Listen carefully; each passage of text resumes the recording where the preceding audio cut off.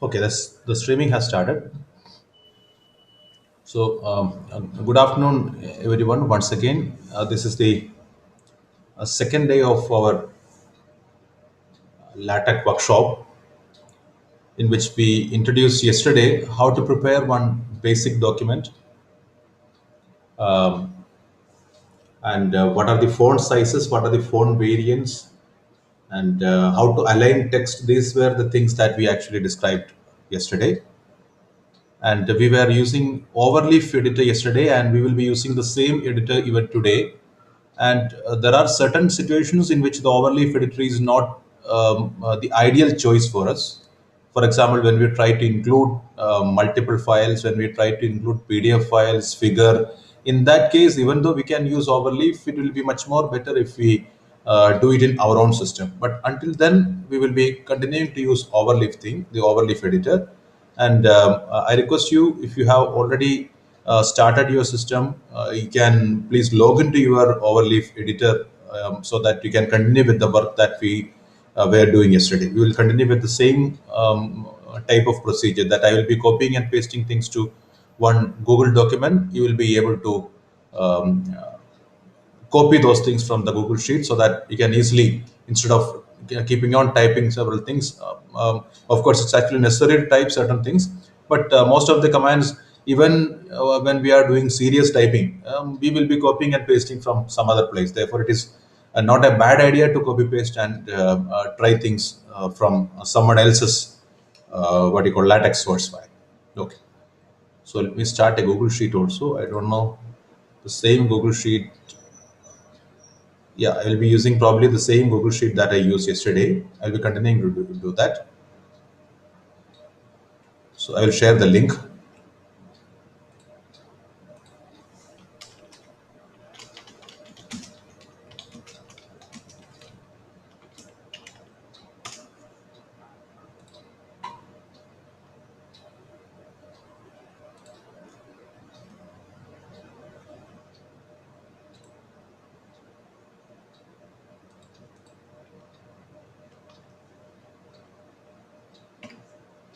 This is the link to the Google Sheet.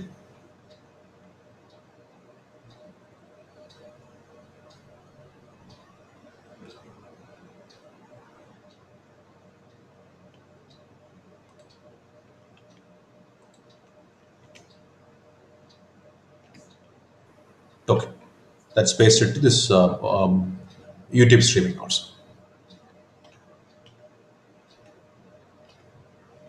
Let me share my overleaf thing now.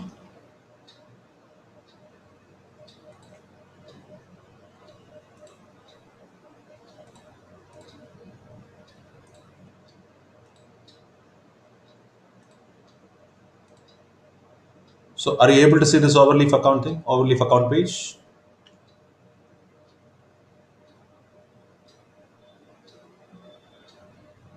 Is it visible to all of you? Yes, sir. Okay. And please open, if you are trying together with me the commands that I am typing, please open the Google document that I have the link of which I have shared just now. You may please open that. You may please log into your Overleaf account so that we will continue with whatever we were doing yesterday. Instead of watching things, as I said even yesterday, that it's better to just have a hands-on experience. Had it been in a lab, computer practical lab, computer lab, you would have definitely, I would have definitely helped you to correct things. I would have actually asked you to make mistakes, suggesting certain things here and there, and I would have helped you to correct this thing also. But since this is the online thing, the only way to imitate that computer lab atmosphere is to use Overleaf. Let me log in.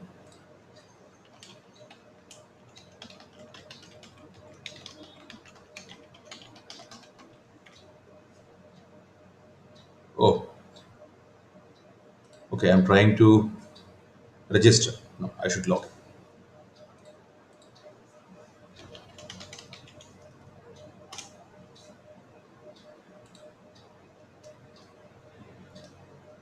Yeah, if I log in the projects that I have created, project is in the sense that I think, in some sense, it simply means set a directory, a folder in which all the files are stored. Okay, we may think of it like that. So if you have one project, all the files associated with that is stored in that particular directory, and you will be able to see all the files that you have typed there. So the documents that I have typed yesterday, they are all listed here. First.tech, font size, font variance, spacing, as well as text align. Now, as I told yesterday, we will be dealing with certain things related to creating list and creating a sample question paper. Also, we will do. We will combine whatever we have done yesterday. But of course, for doing serious typesetting, we need to know how to typeset mathematics also. But to that, we will be coming. Maybe probably today in today's session also, we will itself we will try to go into some basics of typesetting in mathematics. But before that, some certain things that were left in yesterday's lecture, yesterday's class, like creating, quoting someone, etc. We will see today. I'm starting a new file, or I will quotations. That's a file name that I give, and moving to that file, the font size I will increase. The font size should be sufficient now. As in the previous case, every document starts with document class, and of course there are options. So document class article is the minimum thing that we require. And after that, it is better to give some space after this document class sentence. Of course, it's not necessary, but we will be adding certain things in between this document class article and begin document. That's why to remind you that there will be something coming up in between this document class article and begin document, I will leave in some space, even though it's not necessary. Begin document, and then document is automatically coming. This is the basic skeleton. So if someone asks you that what are the three basic commands that every LaTeX file compulsorily needs, the answer is that document class line has to be there, and begin document line has to be there, end document line has to be there. So no other line is this much compulsory in the case of a LaTeX document. These three are the essential things.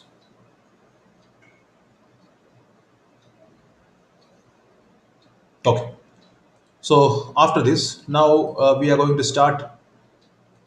As the spacing related thing we have already discussed.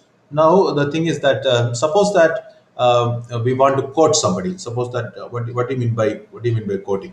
So suppose that we want to quote from, for example, if you are preparing a research document, you may want to say that this particular person has stated this. If you are preparing an article, this particular person has stated this in this book. You may want to say that. Okay. So in that case, you may want to put some a text slightly in between. Usually, quotations are appearing in such a way that it will not have the usual paragraph size. It will be slightly in between. Some extra margin will be left on the left and right of a quotation. Okay, that is the usual practice. That's the usual procedure. So, for creating quotations, we need to probably do like that.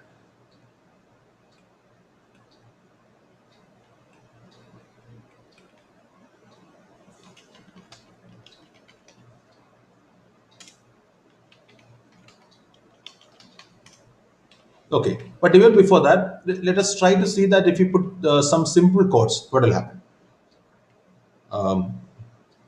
Whom we will quote? That's the question. Maybe Isaac Newton.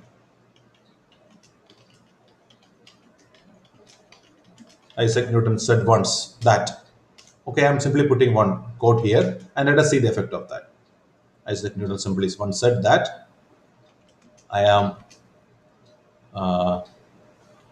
sitting on the of giants to look for something similar to this. I think I don't have the exact statement. I think something similar to this only was said by Isaac Newton, that I am sitting on the shoulders of giants so that I can see farther.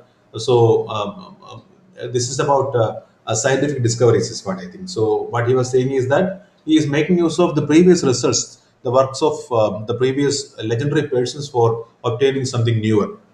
So science is always something continuous. So if you do not remember, if you cannot recall the previous things, you will not be able to make newer and newer discoveries, inventions. You need to know the previous things. So let us see how does it look if we combine.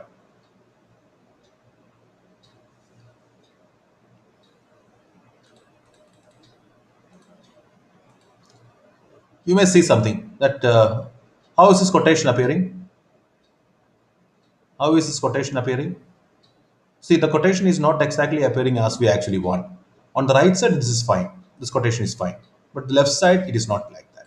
The left side is slightly something that it's again pointing towards the left. Enclosing this is the left and right quotations actually should not. We actually do not want that look exactly the same. Therefore, for this we need to use instead of this quote on the keyboard. If you carefully look at, then you can find on the just to the left of the one number we can see one code. It's here. Now you see I'm copying and pasting the entire document to Google document.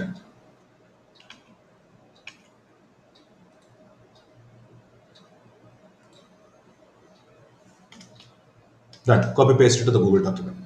You may see that.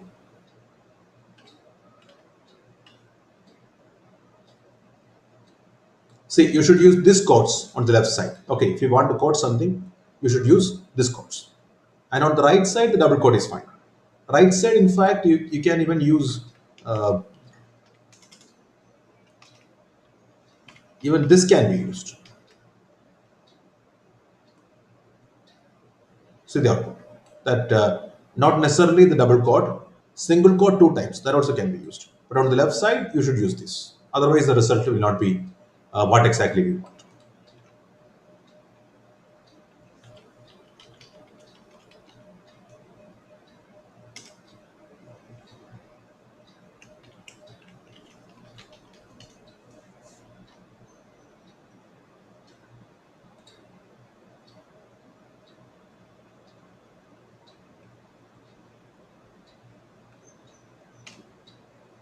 And one more interesting thing is that just like this, you can you have actually another environment.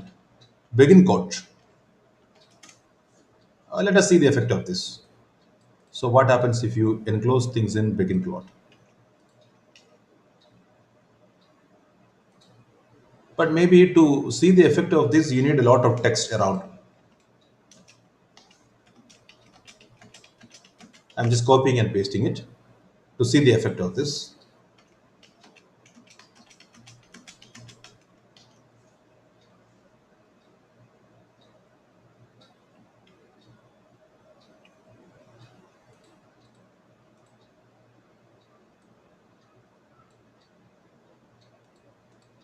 See this?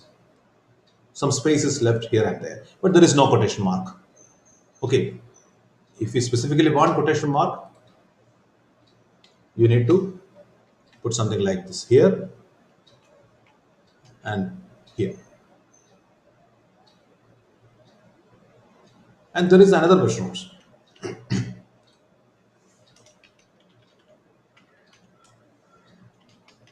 You try to identify the difference between these two.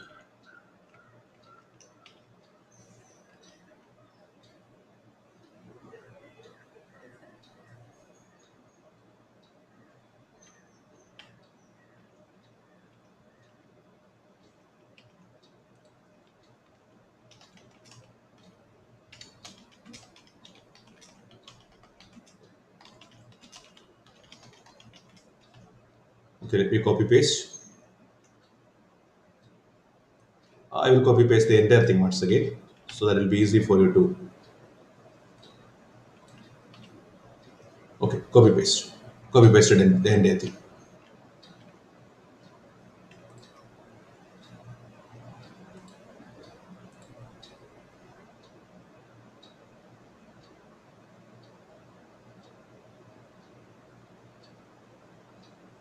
Okay, what is the difference between these two? Is there any idea? Can someone find what is the difference between begin quotation and begin quote?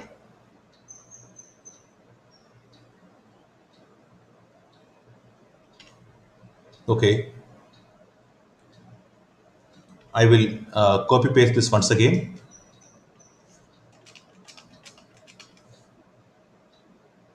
This also I will copy paste. compiling once again. Now, can you find out what is the difference between these two?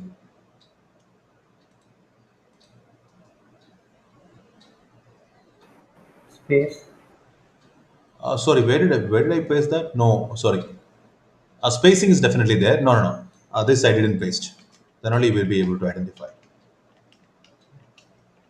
Okay, now, yeah. What is the difference between these two? Begin quote and begin quotation. What is the difference between these two? Starting line. Yeah, begin quotation. What happened is that begin quote. It is just a paragraph which is not actually treated as a paragraph. Okay, it is not actually treated as a paragraph because if it's a paragraph, it should have started with some indentation. Indentation in the sense that the lines coming after that should not actually begin on the same point as that of the first line. First line should start after indentation. In begin quotation, that's happening. So begin quotation is used when you have a longer quotation, when you want to make when you want to quote something which is large, which is somewhat large in size. You need to use begin quotation. Okay, if you have one single small line to quote, then you need to use begin quote. That's the difference. Quotation is used for larger quotations. Quote is used for smaller ones because the paragraph indentation happens in the case of quotation. That paragraph indentation is not happening in the case of quote. Okay, that's the basic difference. It is not about you are using a single quote or double quote. Not none of these quotation marks are appearing in quotation, but we need to put that manually. But of course, there are certain ways in which you can redefine this quotation environment in such a way that quotation mark automatically will appear. That also can be done. That we will deal with that later. Okay, this is the basic difference between quotation and quote environment. These are two environments, two different environments. Okay, they have different purposes. In LaTeX, none of these things are actually defined as redundant things. All these things have some minor variations, minor differences. I have updated this Google document with all these changes.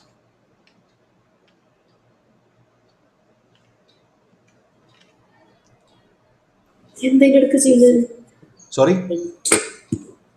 Oh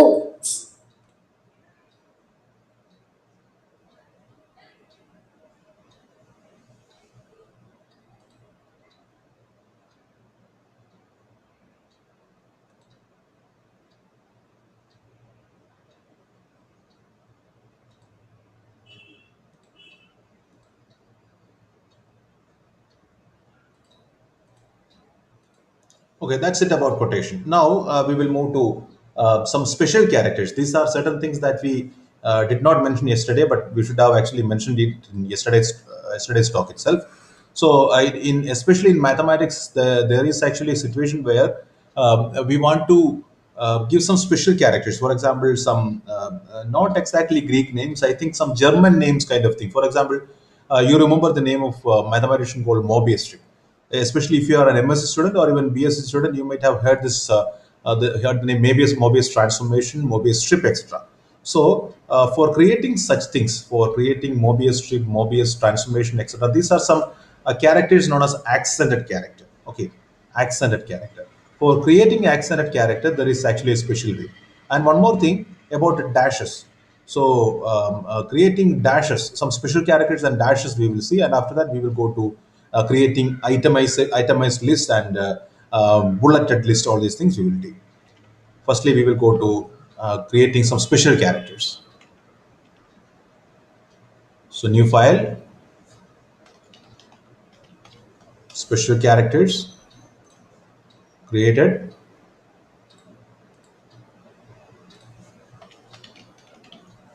document class,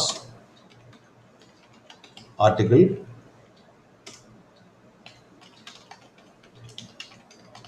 begin document, end document is appearing. So effect of double dash. So effect of single dash, first of all.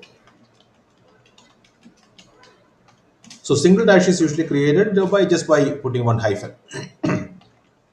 So what about double dash? What is the effect of this? Let us see.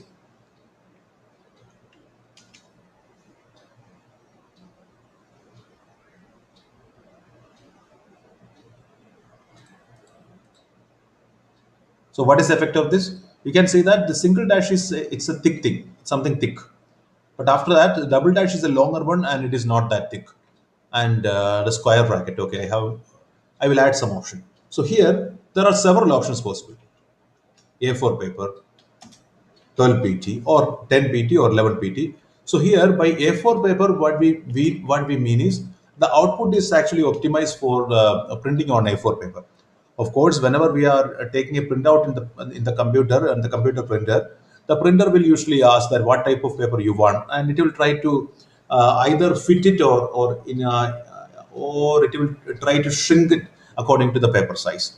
By default, LaTeX always assumes that you are actually creating a letter size document.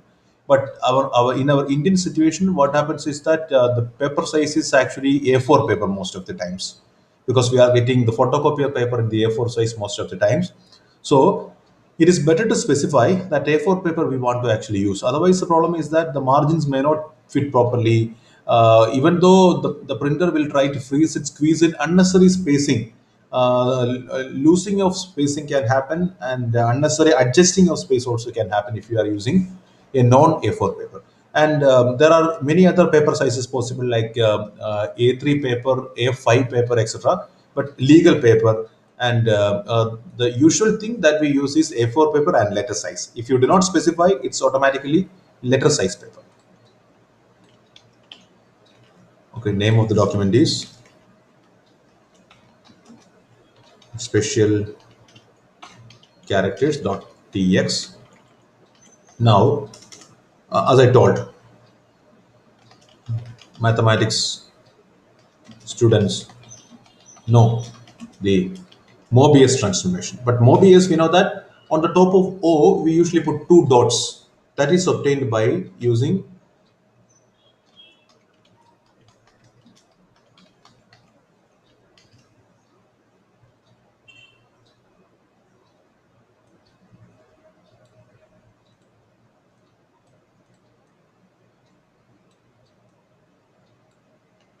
so it is backslash double quote and then in bracket O. So if you put another character, what will happen? MOE,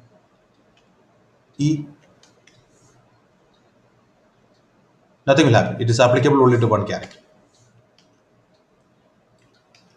This is a special character. You may be wondering that whether we need to take this much care about preparing a file that accented things. Usually, whenever we are writing in our notebook, we will not do any of these things. What we usually do is we will simply type MOBIUS. Okay, that's okay. But problem happens if you are preparing a research article. Suppose that you are typing a research article in which you are quoting the name of this Mobius. For example, in number theory, there is a function called Mobius function. Okay, so the spelling of that is M, and on the top of O there are two dots. If you do not put that two dots, whenever whoever is reviewing that paper will seriously take it as a kind of non-serious mathematics. They will assume that you are doing mathematics, but you are not very serious about the spelling, punctuation. The foreigners, especially outside India, they are very much punctual about. They are very strict about putting this special characters in the names. We are not supposed to actually alter it according to whatever we want. We cannot put anything just like that. That's not allowed. They may simply reject your paper. That also can happen, right? If you are submitting an article to a journal, and if you do not put these actions properly, they may simply reject your paper. That's also quite possible. That is one, and there are certain other accents also. Suppose that you put more accents. You will see some more accents that could be useful.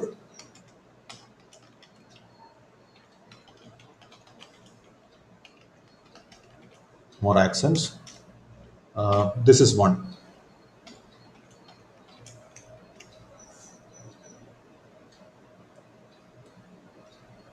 single quote on the top of it, and U like symbol that or V like symbol on the top of a letter.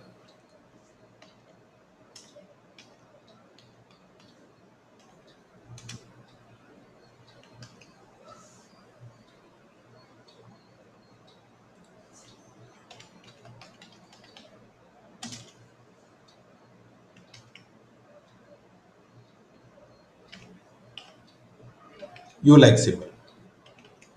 That's another character. And if you put U V like, you will get another one.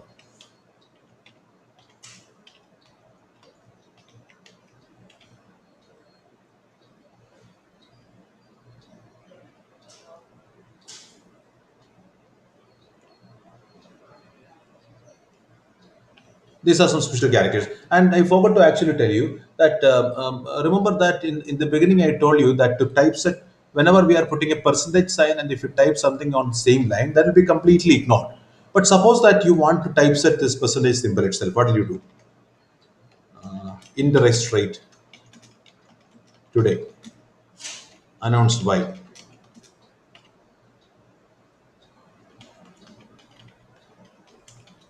RBI is 7.5 percentage for next 2 months.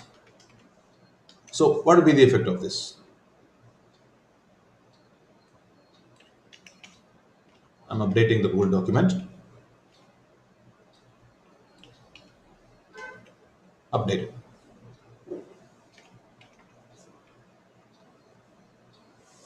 You can see that interest rate announced by RBI is 7.5. So what happened to the percentage sign and everything after that? What happened to the percentage sign and everything after that? So what happened is everything after that percentage sign is taken as a special. It's taken as a comment. So to change the meaning of this percentage sign, if you want to print the percentage sign as it is, put a backslash. Backslash is a command modifier, command beginner, whatever you want, you can call.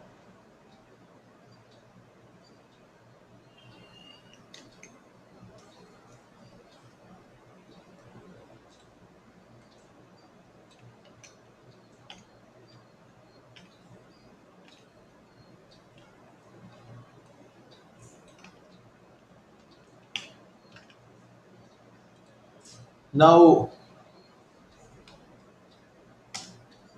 if you want to, if backslash itself is needed, how will you print backslash itself?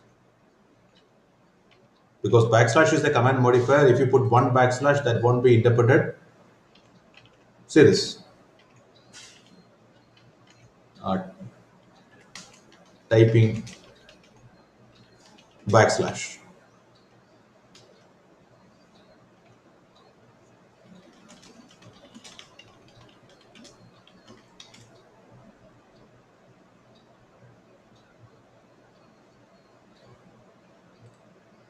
How to type a backslash?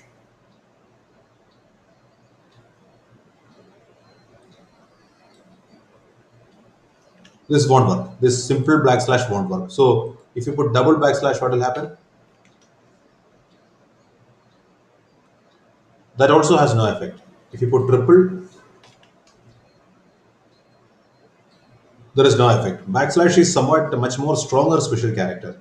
We cannot produce a backslash like that. So for producing backslash, we require a command, text backslash. There is no other way. You cannot produce backslash using any other symbol.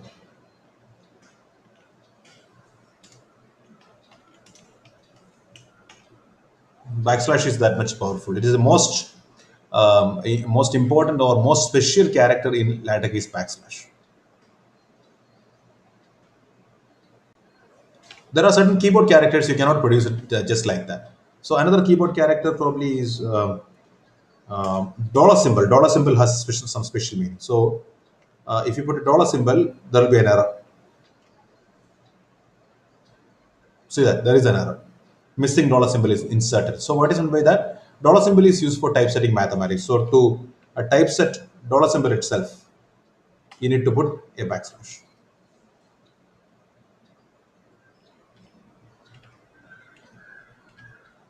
Then another symbol on the keyboard is uh, some special symbols can be typesetted like this. Ah, that's again missing. Hat. This symbol cannot appear like that. Okay, we will come into these things later because this is actually supposed to create, for example, suppose we are putting O here. See the meaning of this.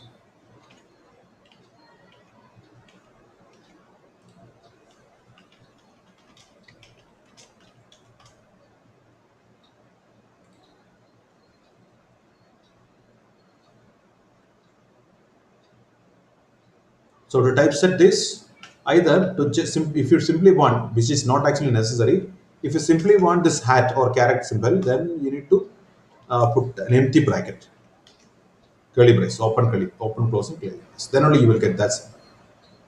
Okay, so these are some special characters available in LaTeX. So these special characters cannot be simply produced, and you require some extra work for producing these characters. But LaTeX is designed keeping in mind that for scientific document typesetting, this percentage may not be that much necessary, isn't it? Because percentage is usually required when you try to prepare a document which is related to finance. Okay, LaTeX is not actually supposed to be something much more needed in finance than in mathematics. Another thing is that the caret symbol, that is also not very necessary in mathematics. Another thing is that the dollar symbol is not very necessary in mathematics. Dollar symbol, because we rarely typeset something saying that the price of this is just, some $1.5 million, something like that. We rarely typeset. So LaTeX is designed in such a way that certain symbols are kept to be special, and those symbols are only rarely used for normal typing in LaTeX. They may be required for creating certain things extra, but they may not actually be required to typeset as it is. Dollar symbol may not be required as it is, and backslash may not be required as it is, because usually we'll be using a divided by symbol, not a slash symbol. Not see, usually we'll be using the slash symbol for division, not backslash symbol. That's why backslash is kept as a special character. There are several other special characters, and we can find the list of special characters in any LaTeX textbook. I will be giving references after this. Okay, that's all about creating special characters in LaTeX. So initially we had double dashes, creating quotes, etc. And now we had creating special characters in LaTeX, and many other special characters are there. And most of these special characters may not be actually necessary in usual typing, regular typing. That's why I'm not going into that one. Now, the most important thing that we have discussed, we will go into preparing what you call certain list, numbered as well as non-numbered lists, which is very essential for not only mathematics, not only for preparing mathematics document, for any other thing. Especially if you are a teacher and if you want to prepare a question paper, you need to definitely know how to prepare list, numbered lists. I'm giving the file name as list, and copying pasting something to save some typing. But before that, have I completed this character thing in Google document? I will copy paste it like this. Okay, Google document is updated with the spacing thing, with the special characters thing completely. Now to list. Oh, what happened to this? I didn't copy paste. Okay.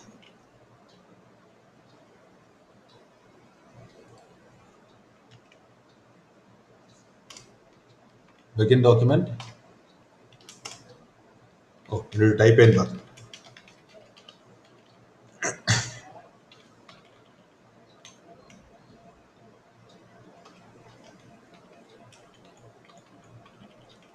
Till PT you can give A4 paper. This is not actually this.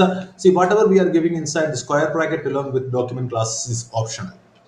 You may either skip it. If you want to keep it, you may keep it. Otherwise, you can completely delete. This is not necessary. This is optional things are used to modify the document to make it much more better in look and feel. Otherwise, it's not necessary. It's not compulsory, of course. These things are not very compulsory. Okay, now, um, so what should we type? Maybe we will type some papers in names of courses in an undergraduate BSc course. So list of courses in a BSc Mathematics program. I'm simply typing this much. So to prepare a numbered list, we need to use an environment called enumerate. Begin enumerate, end enumerate, and each and every numbered item must start with numbered item. So must start with the keyword, the command item. Mathematics, physics, I think this is structure, uh, statistics, maybe after that some English.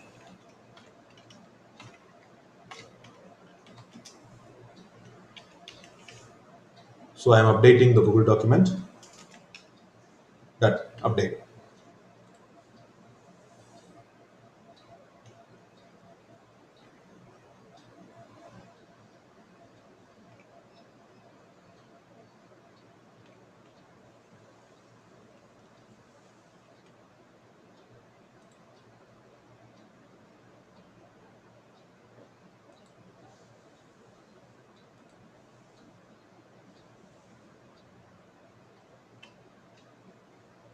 So if I compile it or recompile, the output is C.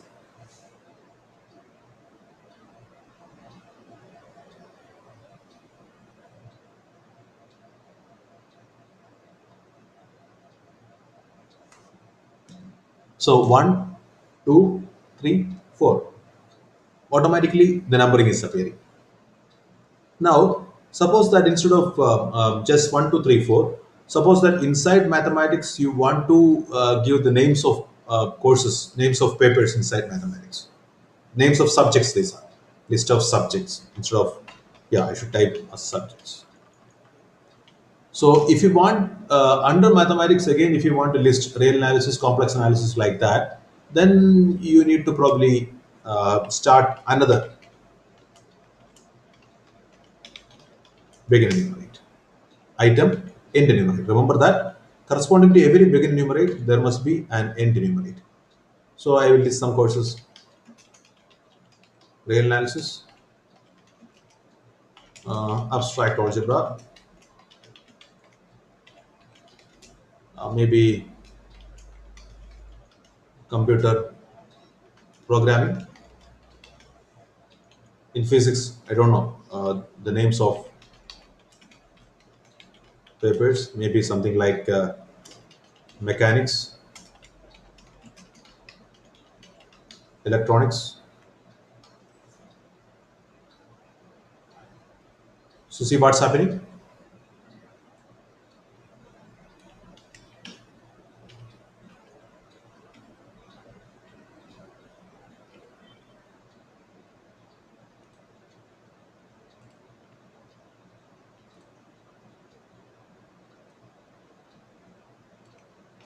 So I have updated the Google document.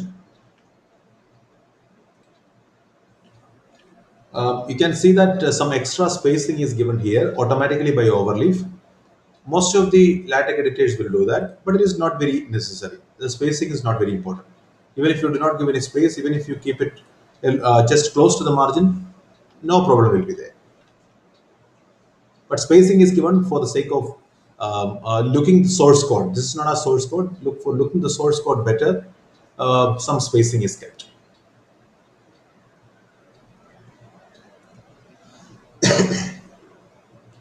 Now, suppose that inside real analysis again we want to further divide, like say, what should we put? Sequences, limits, continuity. Remember that corresponding to this enumerate, again there is another enumerate. Corresponding to this enumerate, item number line number 9 corresponding to enumerate, there is correspondingly there is where is it ending? Item number 9 means under the mathematics thing. So this computer programming is not correct. Mathematics programming would probably we will say, because otherwise it looks a little bit. So corresponding to every begin enumerate, there must be end enumerate. See this.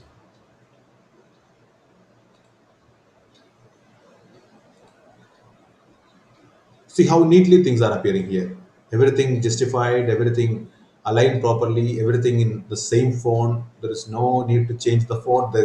You cannot change font also just like that simply. That's also another thing. Now, suppose that inside sequences further you want to go down. We can enumerate item and enumerate. Remember that some of the editors will not automatically put this end enumerate all the time. So then you need to be really careful. Sequences, convergent, divergent.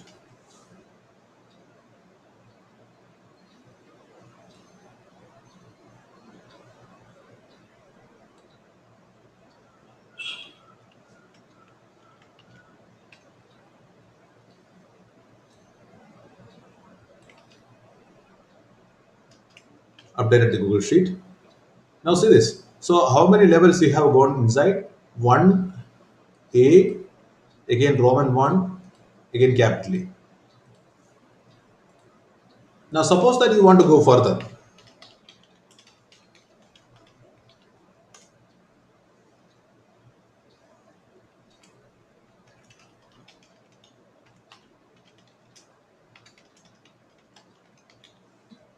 Increasing, decreasing. So this is below convergent. See this. In how many ways you can come down?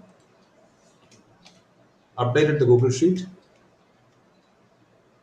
Please try it yourself and tell me the result if someone has tried.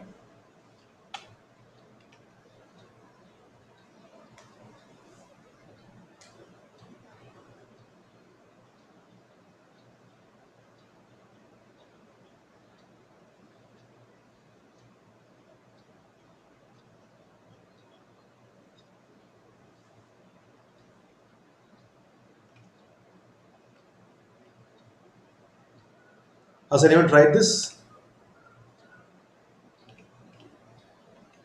If someone is trying, they will be able to see the output of this.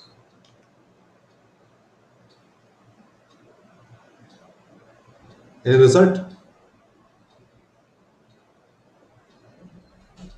Can you see some error message?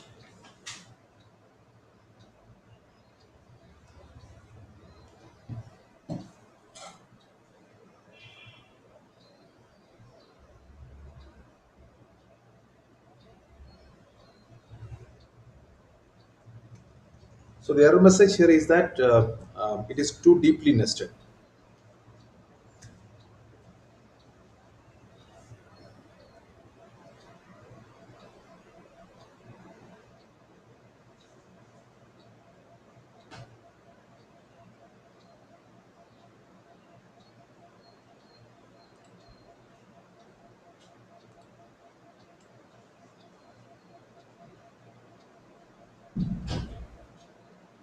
You can actually see the error message even here if you click on the logs and output files here.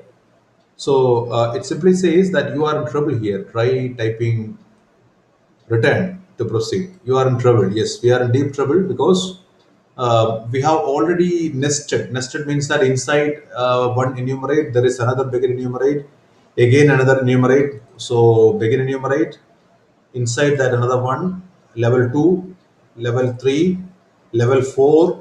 You tried with the level 5. 5 levels you wanted, but LaTeX will allow you to have only 4 levels of nesting maximum.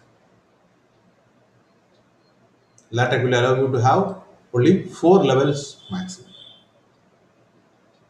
There is no way to create the fifth level. But if you really want the fifth level, and in fact, if you want to create a list consisting of 5 levels, probably you should actually make it into a new chapter. That itself will become actually a single list. Otherwise, why do you need more than 4 levels? That's the logic behind that. You cannot create more than 4 levels. Only up to 4 levels is permitted. So this is not permitted. This level. This is the end of it. Okay. And this is what an enumerate or numbered list in LaTeX is. Now, we can make exactly the same thing in the case of unnumbered list or bullets.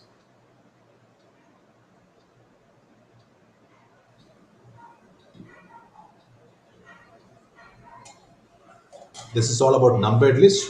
Now we will try to make unnumbered or Burlakad list. Same file.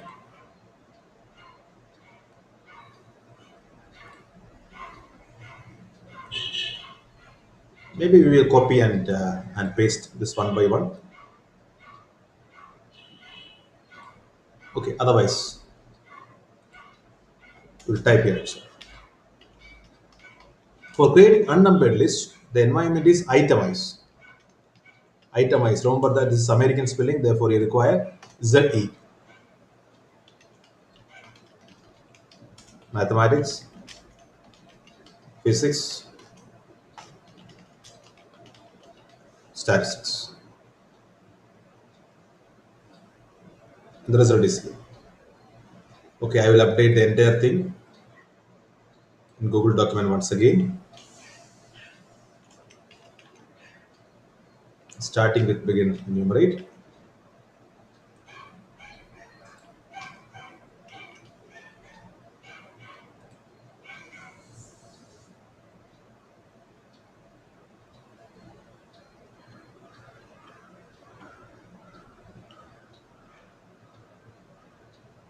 Okay, now can we continue exactly the same procedure as before?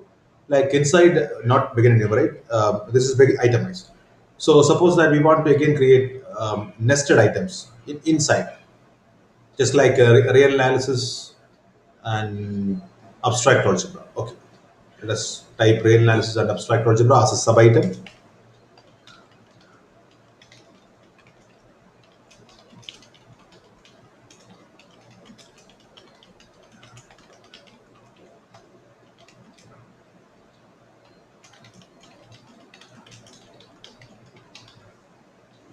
Same.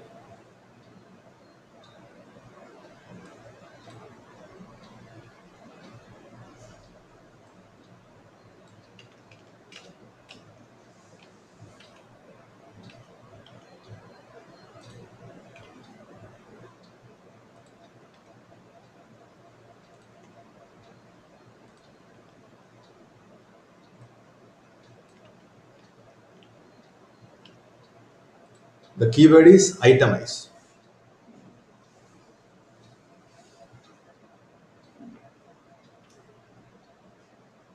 Okay, if you further go under real analysis once again, as in the previous case, sequences, limits. Every item must start with the command backslash item and one space must be left.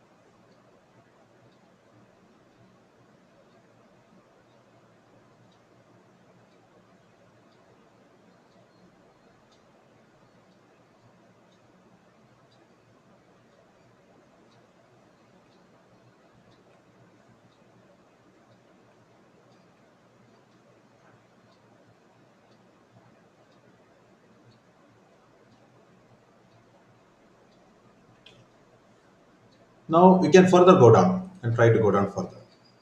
Sequences. Begin itemize. So constant or convergent. So how many levels we have gone? We have gone up to one, two, three, four. And even in this case, the levels, the maximum levels that you can go down is once again is four. You cannot go more than four levels down.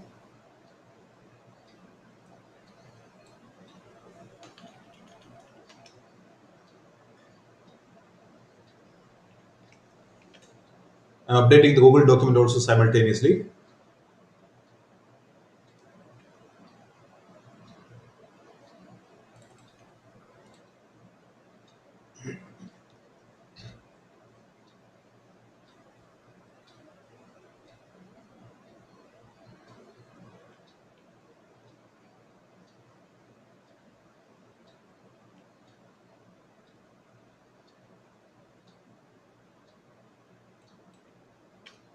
Okay, so this is how we created. And now one more thing is that if you want in between that, we can mix up this enumerate as well as itemize. Enumerate and itemize also you can mix up, in the sense that so in between some sub item you can, instead of itemize and enumerate, you can, for example, say you can enumerate this, but correspondingly there must be an end enumerator also. See the result of it. So one, not this one.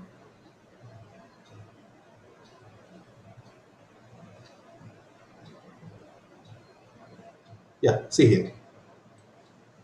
So I'll put some on the top something.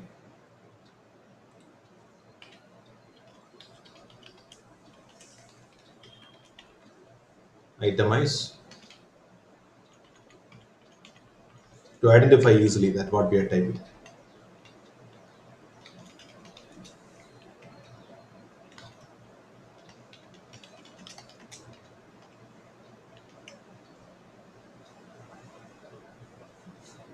Mixing these two things. See this. So mathematics is one, and after that the dot, it's coming like this. So in between also you can mix up. But again, once again, corresponding to enumerate, there must be corresponding to begin enumerate, there must be end enumerate. Okay, that's it. So if you are, even if you are mixing the enumerate and itemize, or if you are using enumerate alone or itemize alone, in either case, you always require the level of nesting to be restricted within four. That's the most important thing. You cannot nest beyond level four. Four is the maximum nesting that's permitted. Whatever you do.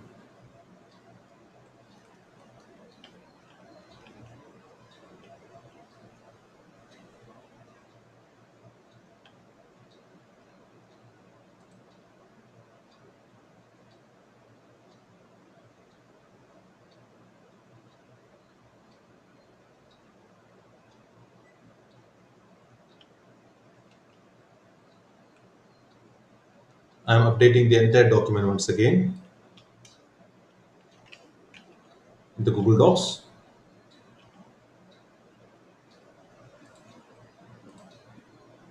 starting from the beginning.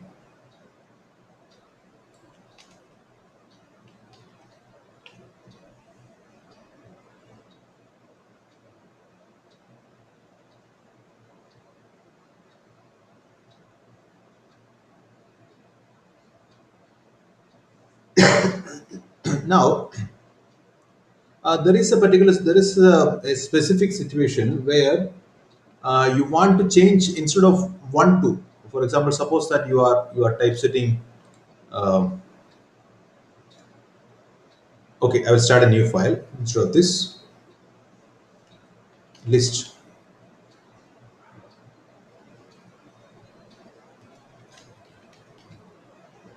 Customize.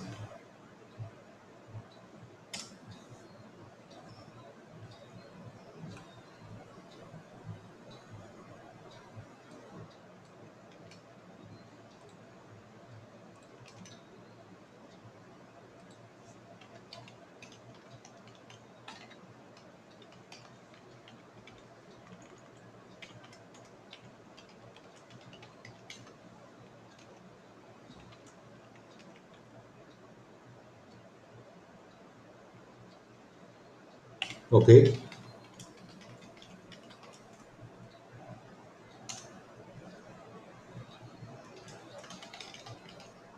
we have already seen the output is coming like this. But suppose that instead of this dot, okay, instead of this, what you call it, black dot, black circular dot, we want some other symbol to appear in itemize. Okay, so how to modify that? So to modify that, this is known as label item I. This is known as label item I. Label item I, in the sense that the first level is the first level. is I. The second level is II. The third level is triple I, and I think the fourth level is I4. We have to see that. So if you want to change the label of the first level item, then you need to alter the label command corresponding to this, and we need to issue a special command if you need to change it. We need to issue a special command like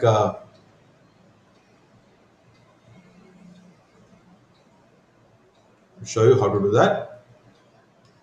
Label item I, we need to renew the command.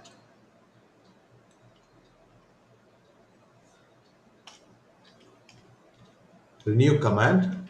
So there is an already existing command. Renew command. Label item I. Change the label item I command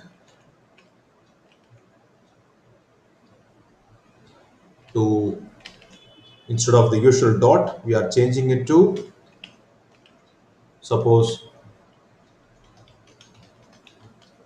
let us see if it will work. Say this.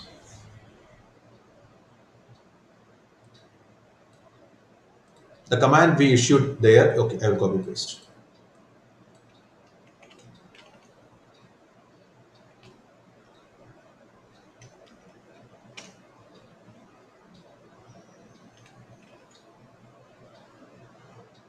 Triangle right, in the sense that this triangle pointing right to the right side.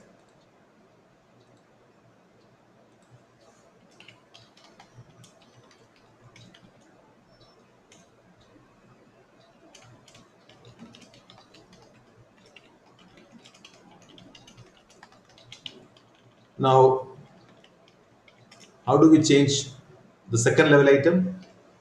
Suppose that we use triangle up. I don't know whether it's exactly correct or not. I'm trying. No, that's not appearing. Or circle. Even that's not there. But of course, we need to know that what exactly is the command corresponding to one particular item.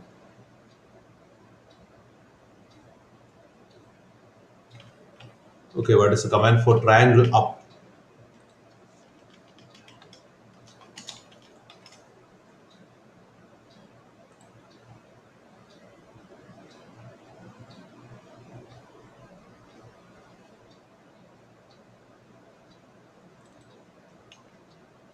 I think triangle right, triangle down is allowed. But the only thing is that you need to use an extra package. Now we are making use of the space between this document class and begin document. AMS, American Mathematical Society symbol. Let us see.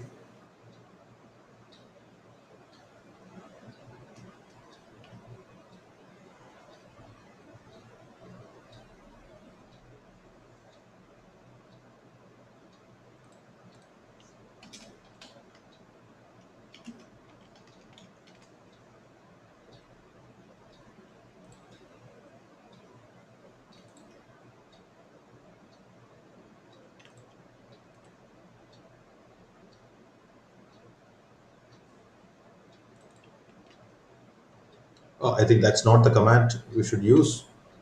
Let me see another one.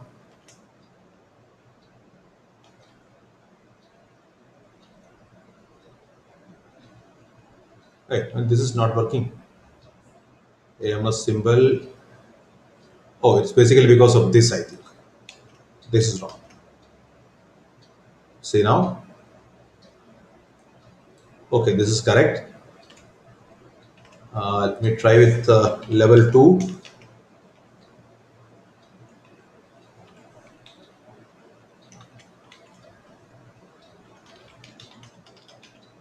Triangle down.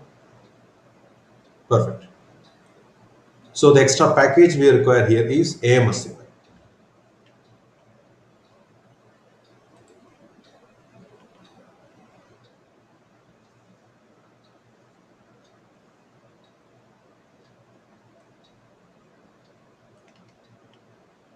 I have updated the Google document.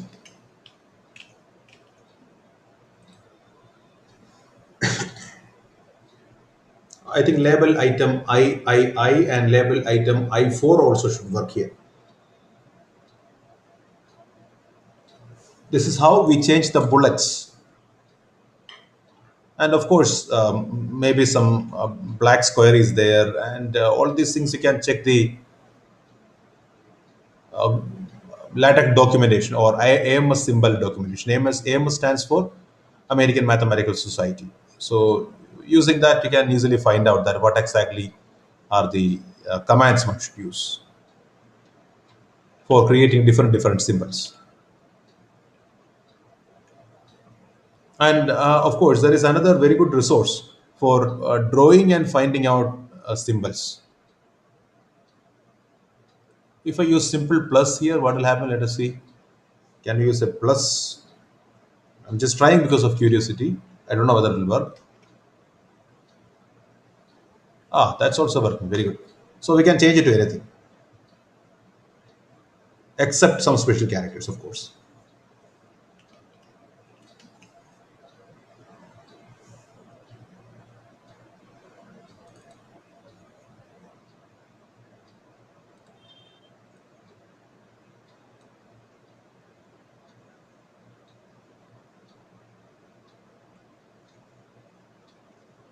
So, is there any question that you want to ask about the topics that we discussed up to now? If there is something, I can clarify that, and after that, I will proceed.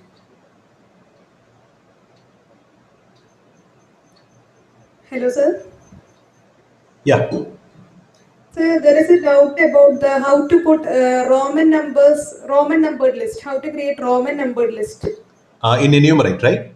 Yes, yes. Okay. In enumeration. Okay. I'll discuss about it. I'm actually going to discuss that thing Oh, okay, sir. because I thought that initially I will talk about this itemizing and changing bullets. After that, now of course we are going into changing the numbered list type.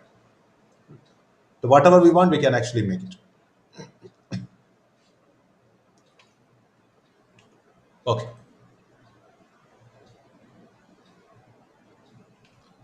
So let us make list customizing. Okay, we will continue with this the same file. Now we will make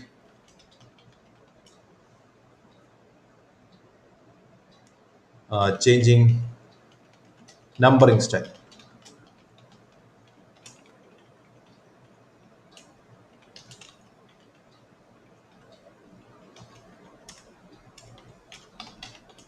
Begin enumerate. Once again, item. The same thing I am copying and pasting.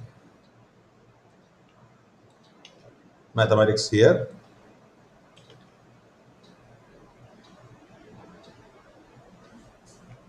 Oh, I think I am typing below the end of the document. Okay, sorry.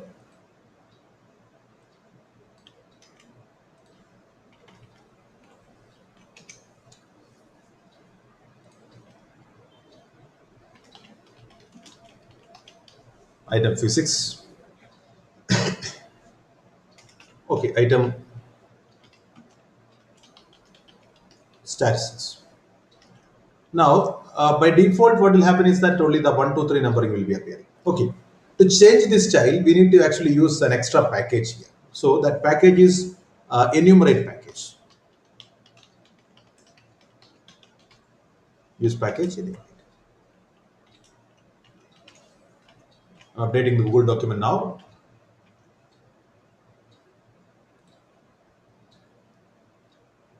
One of the most useful packages available for us. Now,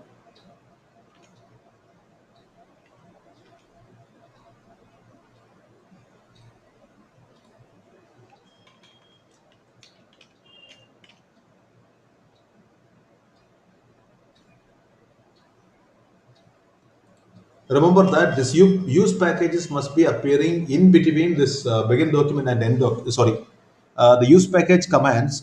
They are these packages are used for enhancing the functionality of LaTeX, the LaTeX system. Okay, those things are not entirely part of the LaTeX system, but they have been actually produced later by different people, and they have produced it in such a way that they actually match with the definitions of LaTeX, and they are mostly using text-based commands. Text-based commands designed in such a way that we can easily use some extra text-based functionality without understanding much of the technicality behind that. That's why we are using packages. So, using of the packages must be the commands must be inserted between a document class and begin document. Okay, that's a way we use that. Now, how do we change the numbering? That's the question. To change the numbering after using this enumerate, this is essential. This is necessary. Without that, it won't work. After using begin enumerate, now put in square bracket I, small I. Now the numbering has changed.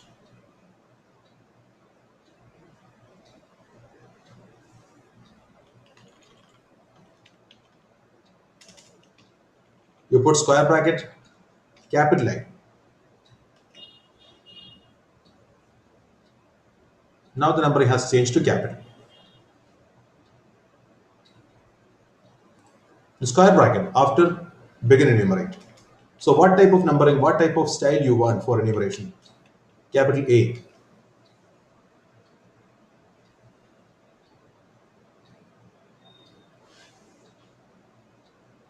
So ABC.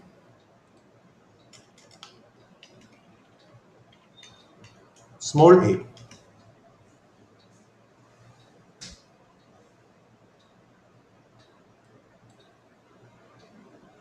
ABC.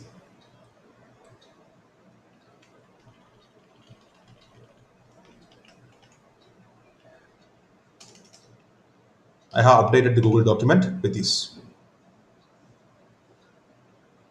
Probably you are not you are not going to be very much happy with the output of this numbering, right?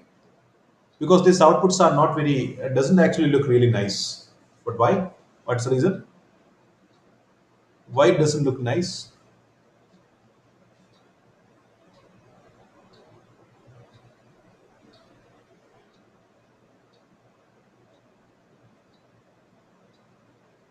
Because there is no dot, no bracket, nothing is appearing there. That's one reason.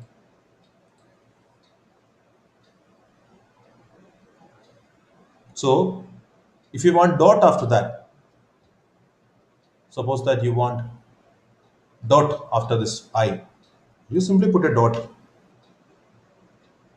and a space.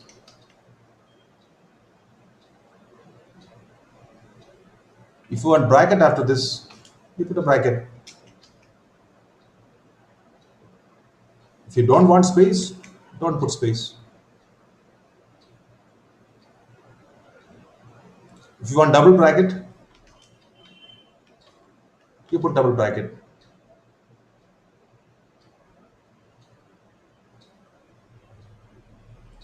If you want square bracket, I don't know whether it will work. I'll try.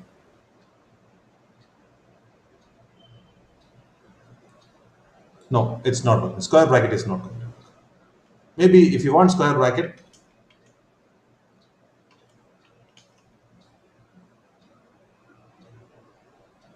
put in curly braces square bracket. That's a special symbol.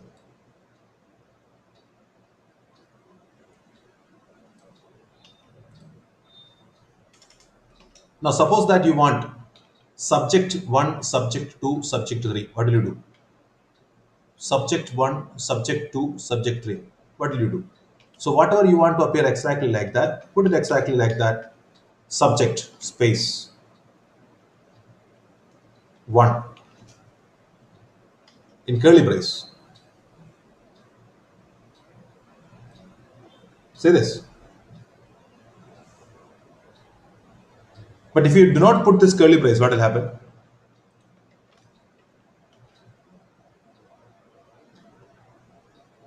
Ah, here nothing is happening, but sometimes it may happen. Especially if you are putting some A or something like that here.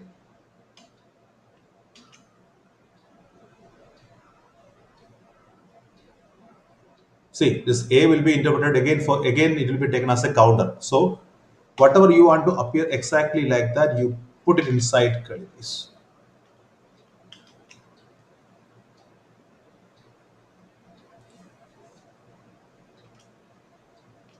If you want after that also something, again put the curly brace and something there. Subject 1 name, subject 2 name, subject 3 name, whatever you want you can put. Doesn't matter.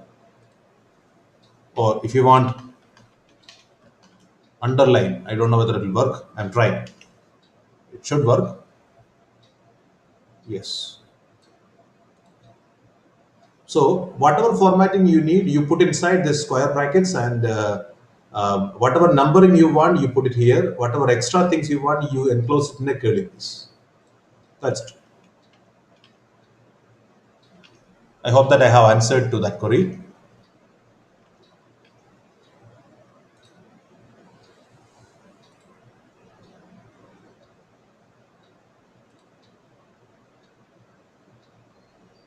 LaTeX is very flexible. You can do whatever you want. Of course, certain limitations are definitely there, but most of the times, whatever you actually plan to, whatever you actually want to put as a style, that already must have been defined, already must have been defined by someone else, because LaTeX is not something that we are going to use for the first time, or we are the first persons to use LaTeX. Someone else might have already used LaTeX. Someone else might have already decided, already designed all these things. That's there. That's quite possible. You don't have to define it fresh. It's already there.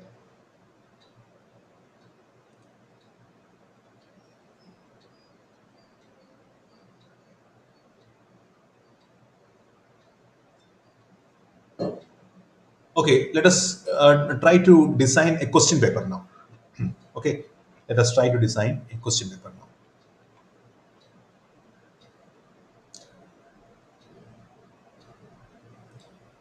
So question paper usually consists of what? On the top of the question paper, of course, as I told already that we have not defined any mathematics typesetting symbols so far. But even before going into mathematics typesetting, we will try to see how to make use of this listing, because after that, including mathematics typesetting and clubbing it together with enumerate, all these kinds of things are quite trivial. So I hope that you have understood this enumerate package and how to use enumerate package. Remember that for getting this different kind of numberings, you definitely require the enumerate package, and without the enumerate package, you cannot do any of these things. Enumerate package is compulsory, right? There is no other way to get the desired numbering style other than using this enumerate package. You must definitely use it. Okay. Okay, let me have it. I haven't updated this, I guess. So I will do that. Changing numbering style onwards up to end document.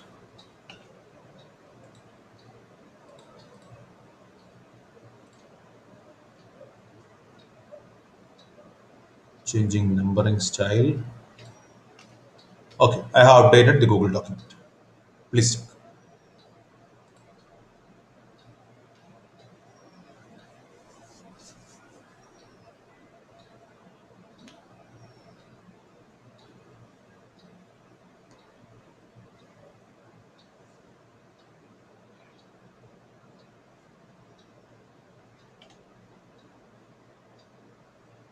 Okay, now to a question paper. We'll start a new file.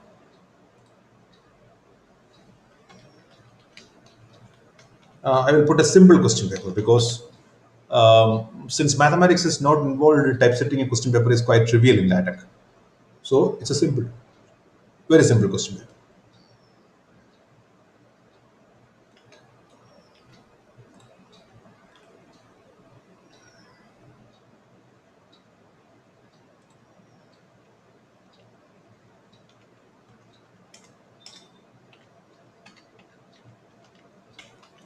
Document class.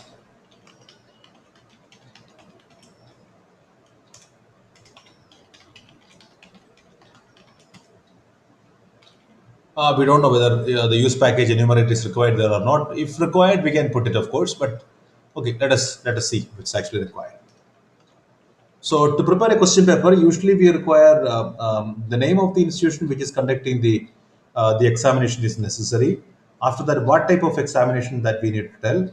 After that, we need to tell that the name of the paper, probably, not probably, we have to definitely. So the time, the duration of the examination, the maximum marks, the section, instructions, all these things we need to actually put. So let us see all these things in action. How to do that?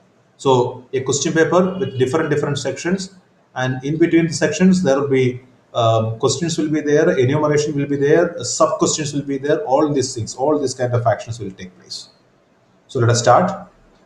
So we will put the Calicut University as the agency conducting the this examination. So make it in say huge or large. It depends on you. I think large is more than enough, because too large is also not a good thing. Large,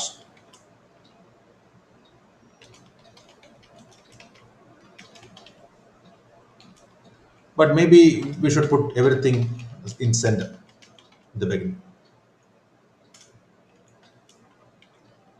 so that everything will be in the center.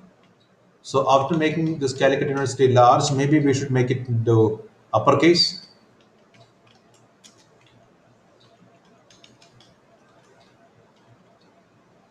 and make it bold also. Club everything.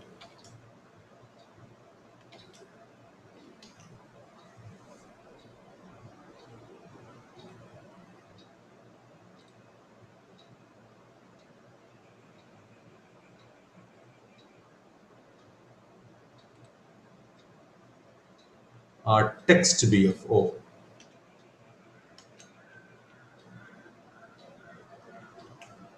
So it's appearing like this.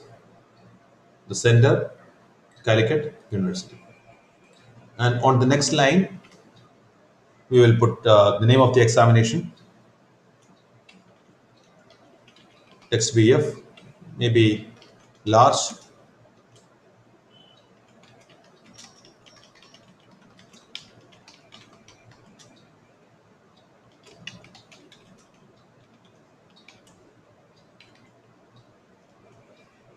Okay, so far good. Maybe the paper name also we should put. The paper name is, say, LaTeX typesetting, something like that. Text DF, LaTeX typesetting, and suppose that. Okay, let me copy paste it.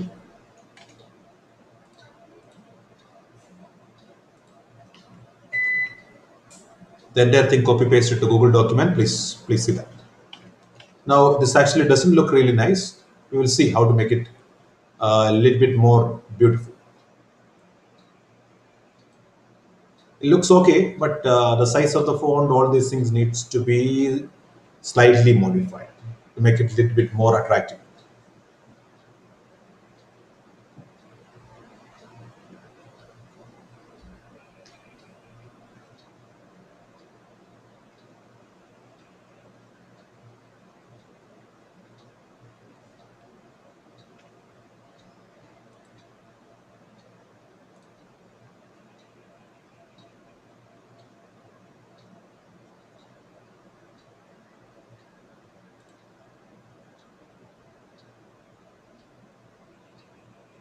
Okay, is this fine up to here?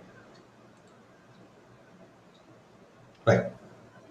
Now, the problem that we are seeing is, after looking at this thing, Calicut University looks too large, too big, and MSA Mathematics look slightly smaller. Okay, probably we should make this comparatively bigger, and this also somewhat large.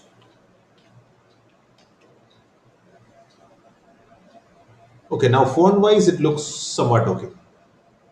But now, MSc Mathematics examination, it's December 2021. That has gone into the next line. But for adjusting that, we may need to probably reduce the size of the font. But reducing the size of the font, we have already increased the size of the font. So I think that is not actually a very good solution that in reducing the font size, it looks very small if you reduce the font size.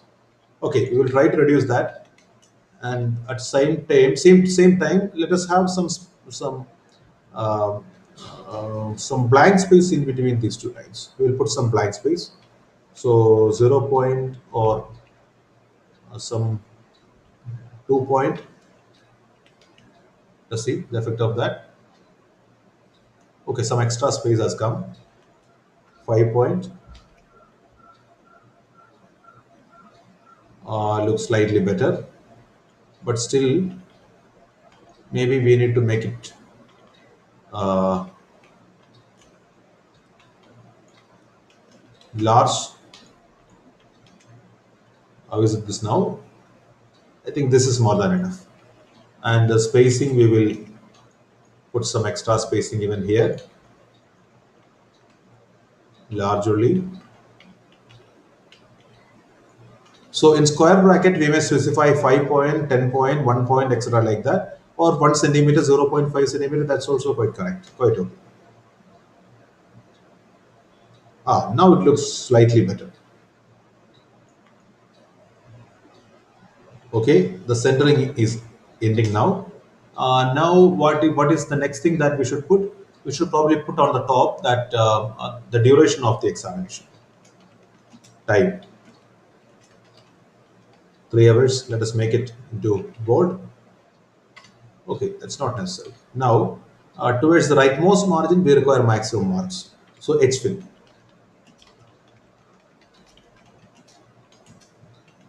100.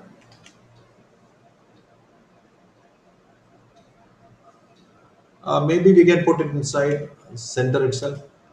It's not necessary, but still, um, 5 point again, or shall we put 1 centimeter instead?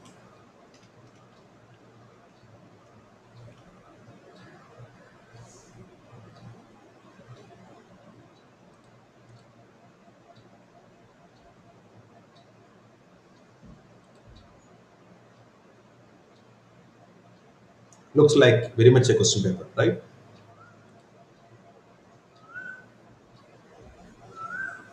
Quite neat. Now, what next? So I don't know whether indentation is appearing here. Maybe we can suppress the indentation. No indent. I don't really see any indentation there, but still, okay, let us keep it there. Now, some instruction needs to be provided. So, okay, I will update the Google Sheet with all these commands.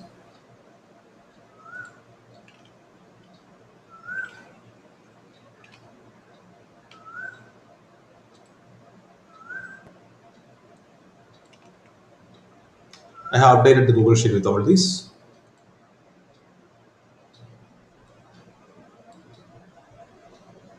So these are the commands. And one important thing to remember is that, see, once you have prepared the question paper, and for any other question paper, you can actually simply copy paste this thing. And there is another way also, you can actually make use of the existing thing without typing. There is a way to keep the top header and something related to the border in some special file, and make use of that thing again and again. That's also possible.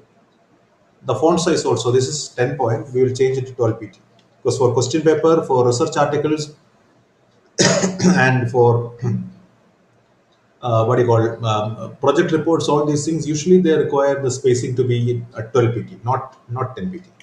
So I think it's better to keep it as 12 pt, so that to make it a little bit more bigger. Okay, now we will have sections.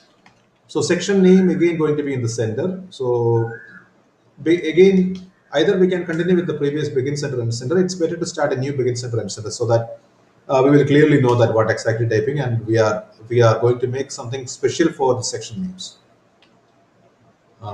Text BF,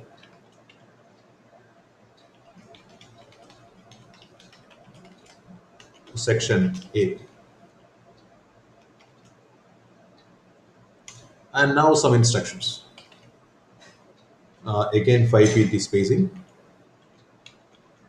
square bracket, and some instructions. Answer all the questions. Each question carry etc etc.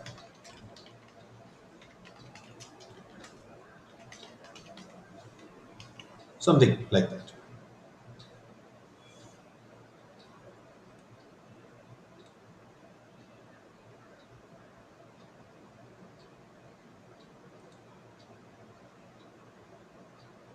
Text. Okay.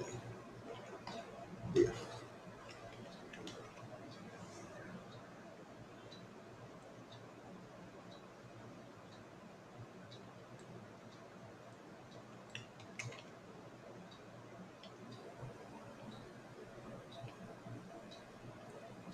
Updated the Google document once again. Now we start typesetting our questions.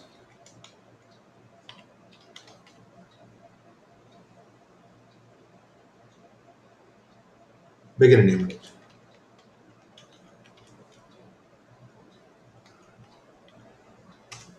So end enumerate. What is the default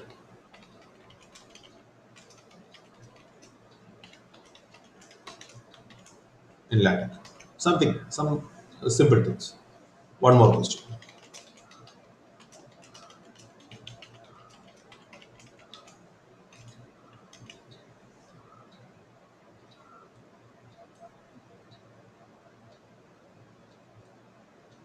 So two questions in the first section. Updated the Google document. See that how neatly the question paper is appearing. Just like you should not actually say that just like the university question paper, because the university question paper usually is not really that nice. Because most of the times university question papers are prepared using a PageMaker or what do you call, maybe even Microsoft Word, some such sort of things. Those things are not really good things for creating professional quality documents. Remember that tech is a software created by a computer scientist, one of the top computer scientists for his own purpose, and that too working for 10 years. So the quality of that software must be evident from that fact. Don't expect this much perfection from any other software other than LaTeX. Okay, now go to the next section. So going to the next section, section B.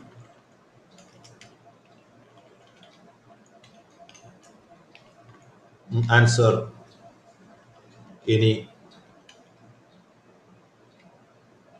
one question from this section, carry say some 4 marks.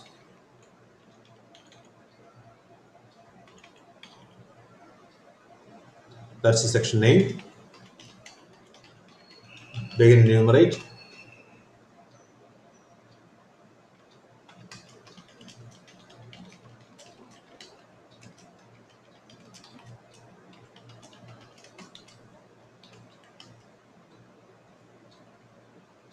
Now you see some problem here.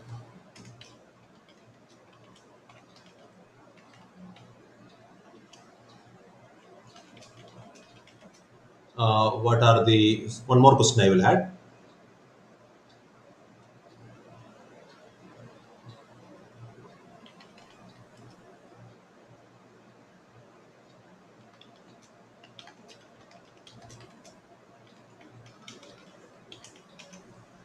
Do you see some problem with this question paper now? Any problem? Can anyone say? No. Yeah. What is the problem here? Question number. Number. Some problem with the numbering, right? Because in section A we have 1 and 2. In section B we do not expect 1 and 2 to appear again, right? We want the number to be consecutive. We want the number to be 1, 2, 3, 1 2 in the first section, then it has to be 3 4 in the next section. So in other words, we want the numbering to continue from the previous numbering, right? We want the numbering to continue, but for that we have started a different enumerate environment. We are not inside the same enumerate environment. Therefore, by default, LaTeX will start a new numbering. Numbering will not continue by default. But for that, you need to specifically tell that the number counter, the enumerate counter, previously it was kept at which number, that you need to clearly tell. So, in the beginning of the next second begin enumerate, you should reset the counter, set counter. NMI in the sense that enumerate level 1. Previously we had item I, label item I. Label item I means item I is level 1, level I is level 2, I is level 3. So enumerate, set the counter of any the first level of enumeration. So till which number question we had in the previous section? 2. So keep the counter to 2 so that the next number will be taken as 3.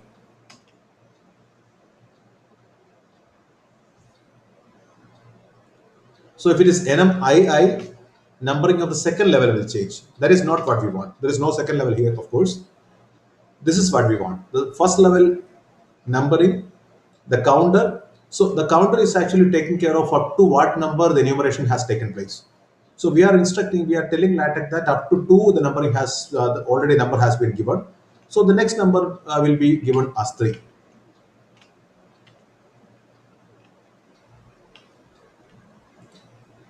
This is a technique using which we change the numbering. Of course, if you give the numbering to be 3, definitely the numbering will start from 4 onwards. If we keep 4 here, 3 here, then the next number will be automatically 3, automatically 4. Sorry. So whatever was the previous number, that we need to remember. There is no other.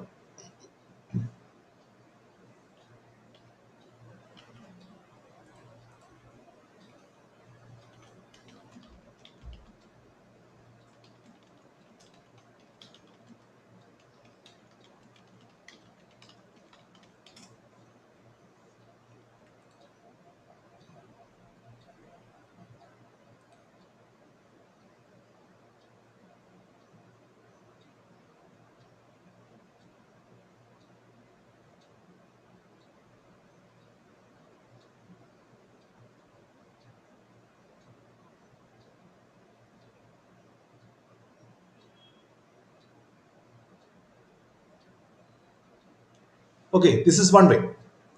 I will give you another way, right? So here, the problem is that you need to remember that what exactly the number that you have given. Okay, but this is actually heading. Suppose that you are inserting an extra item here. Suppose that we are inserting an extra item here, like who is the creator of.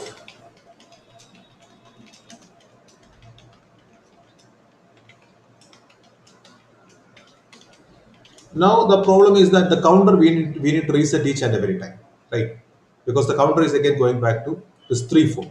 But to save this, to avoid this problem, to solve this problem, we will see another small package which will help us to resume the counting automatically. So to resume the counting, we need to use an extra package called nm item.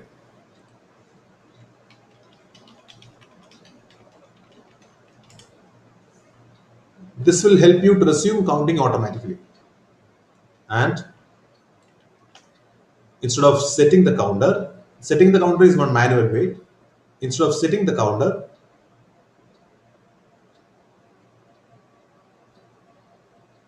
I'm commenting out this. Here, issue the command resume. That's it.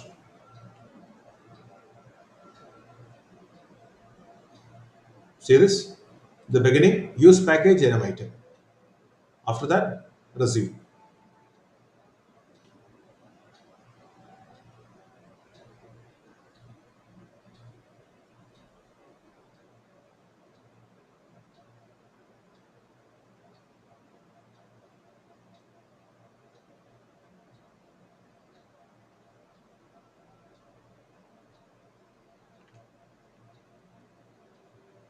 Okay, I will update the entire document using this.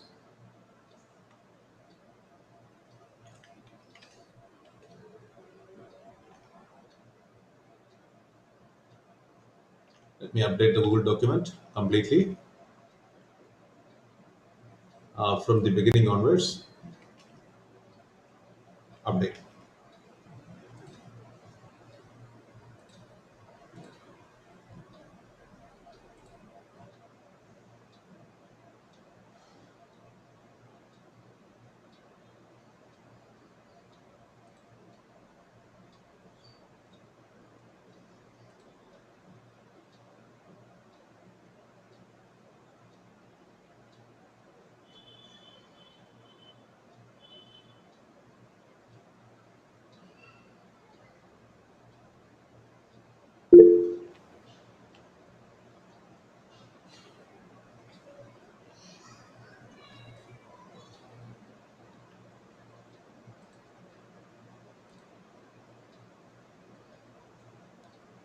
Okay, Google document. I think I have already sent the link to you. The link is here once again.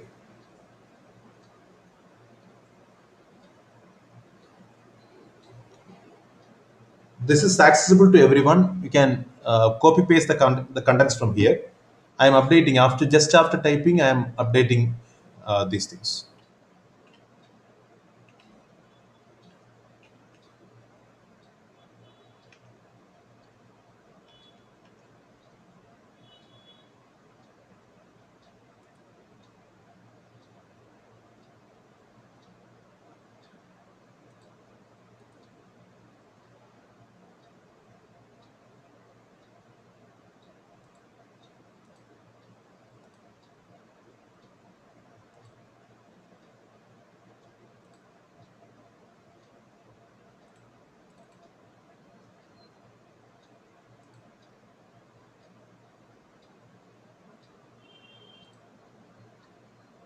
Okay, this is fine.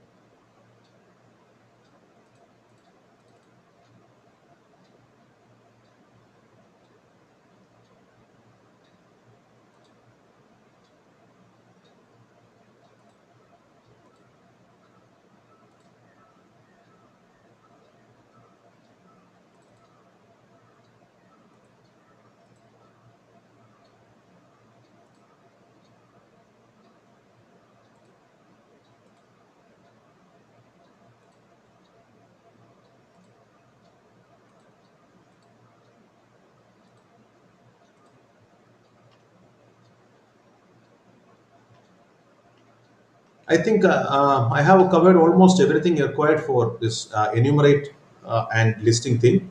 And this is how we prepare a standard LaTeX document, LaTeX question paper using a standard question paper using LaTeX. The only thing is that I have not discussed anything related to mathematics, so that preparing a question paper using math symbols is not what we have covered now. But maybe towards the end of this, I will put an end of the question paper also. End.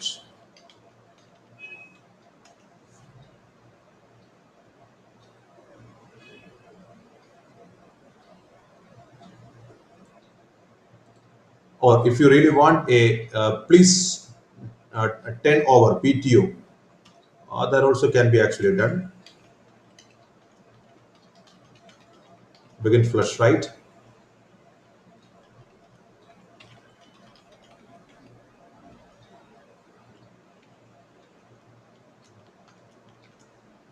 PTO in the new page, which is not actually necessary in the usual case.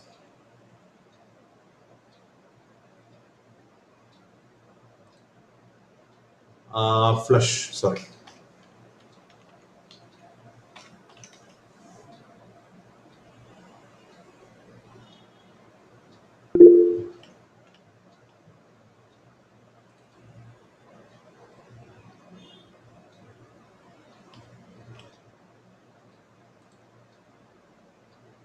And if you want to fill, I don't know whether we can use vfill.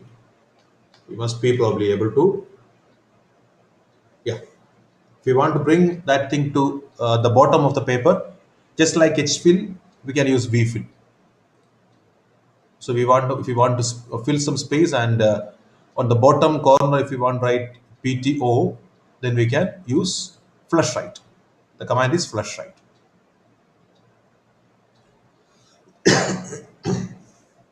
And we may, if you want, we can type some other section. New page command is not actually necessary. I want to just show that we can forcefully create a new page using this new page command. So this is how the question paper will look like now. So section A, Calicut University, MSc Mathematics, everything is there. All the required things are there. Now, for itemizing related things, there is another environment related to this itemizing called the description environment, or displaying text in some special way environment. We will discuss that probably, and that can probably end the itemizing related things, itemizing enumeration related things, and for making some small definitions also, we can use that particular description environment. The name of the environment is description.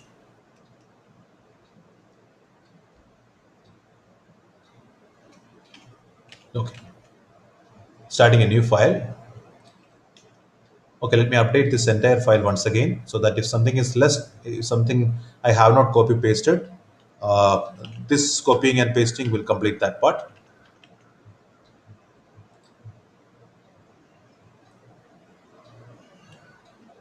I have copy pasted the entire thing. So now we are going into a new file,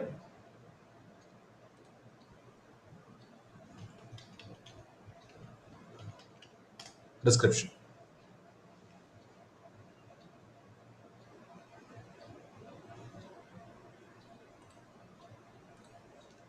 As usual,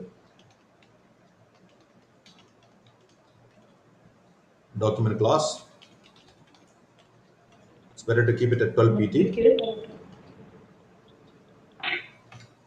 Is there any question? Begin document.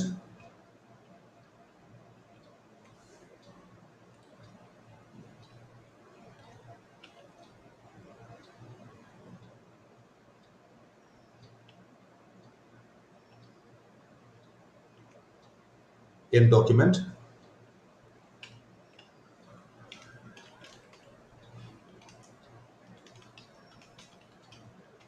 Begin description. Description. Yes. Just like itemizing itself, same type of command.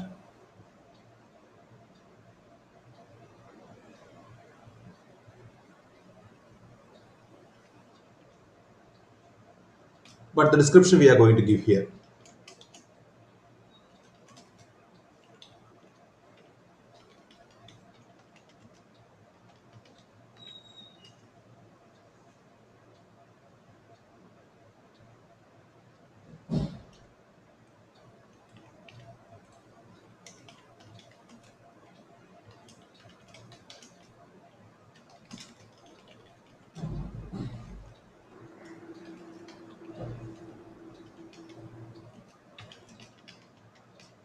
Not improved.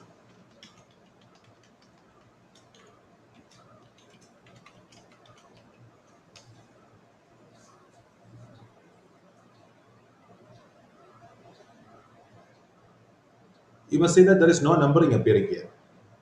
Okay, there is no numbering appear here, but instead of that, whatever we have kept in the square bracket, it's appearing here.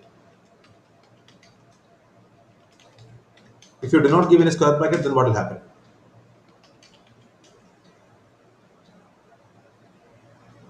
So a little bit of space will be left and will be continuing. That's it.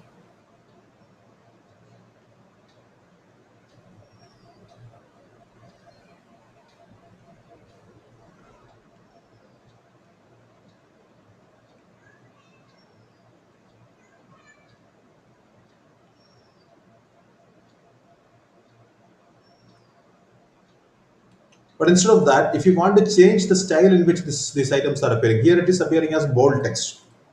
Okay, suppose that instead of this bold text, suppose that we want something slightly different. For example, suppose that we want some colon there, tech colon and LaTeX colon, or tech in a different font, something like that. So that can be achieved in the following way. In the following, we will show a technique using which this can actually be achieved. Okay, but before that, let me update this in the Google document.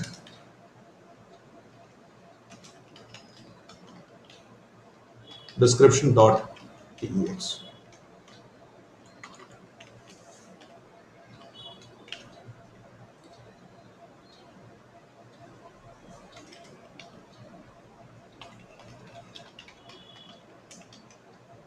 Okay, updated the Google document.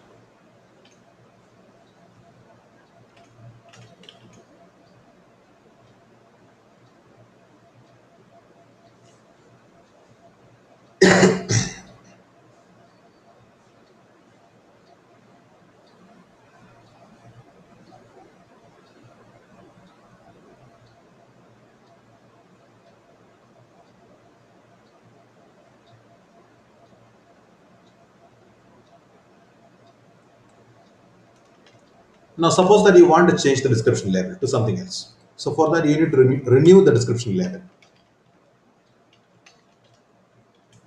Renew command,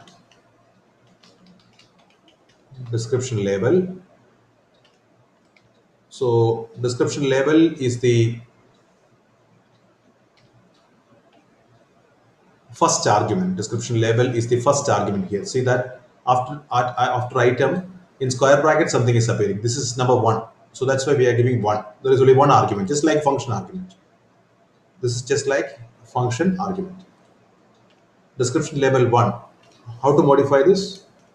So the modification, suppose that we want to modify it as text in italics. What to make it in italics?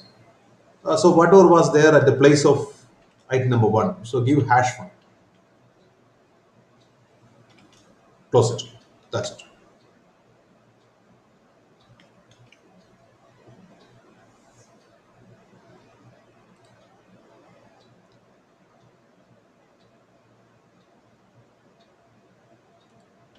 Okay, what is the problem? Description label.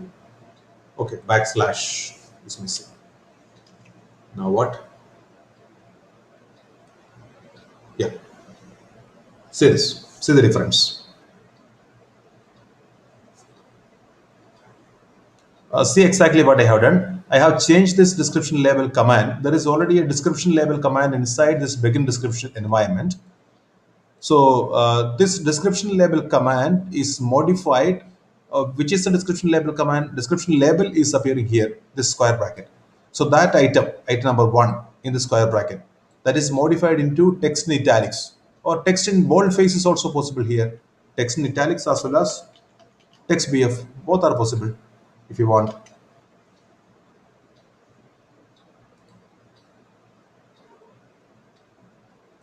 Maybe should I put an extra bracket here? Let me see.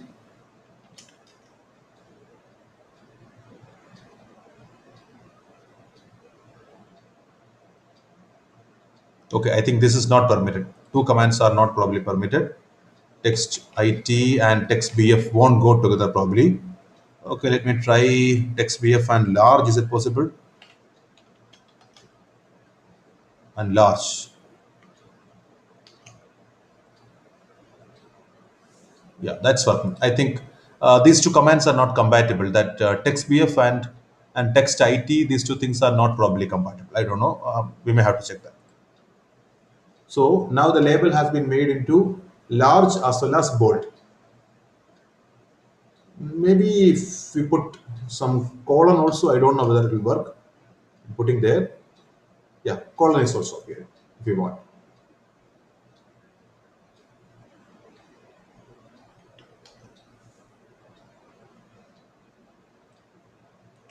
I'm updating the second part in Google document.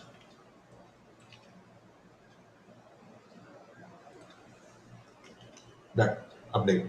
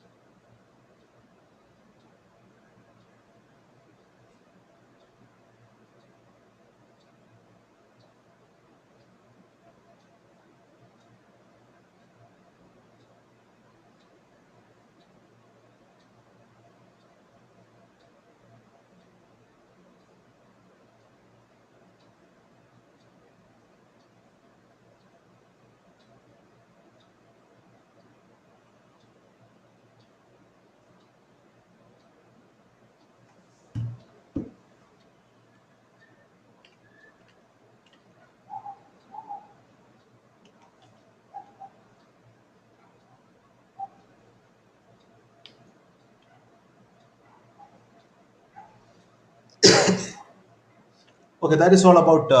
I think itemize we have covered almost all the things, and itemize we have covered. Enumerate we have covered. Description environment we have covered. That's a variant of this itemizing theme.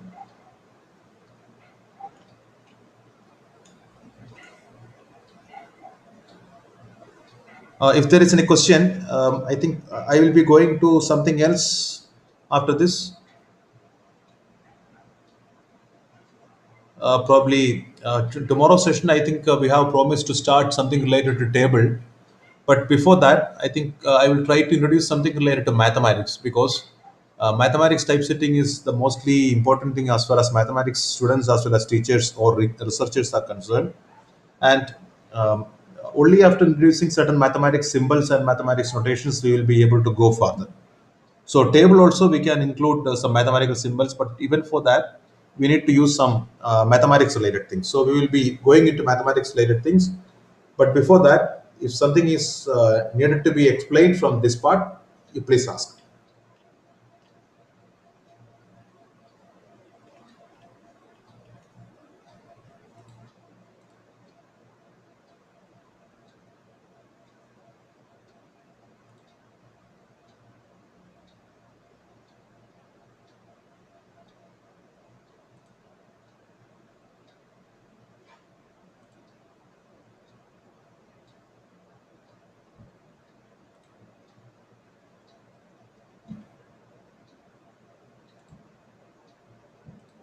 Okay.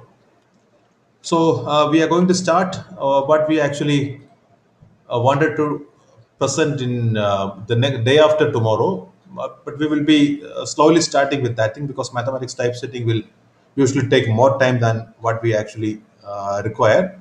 So I am starting a new file and call it as math one.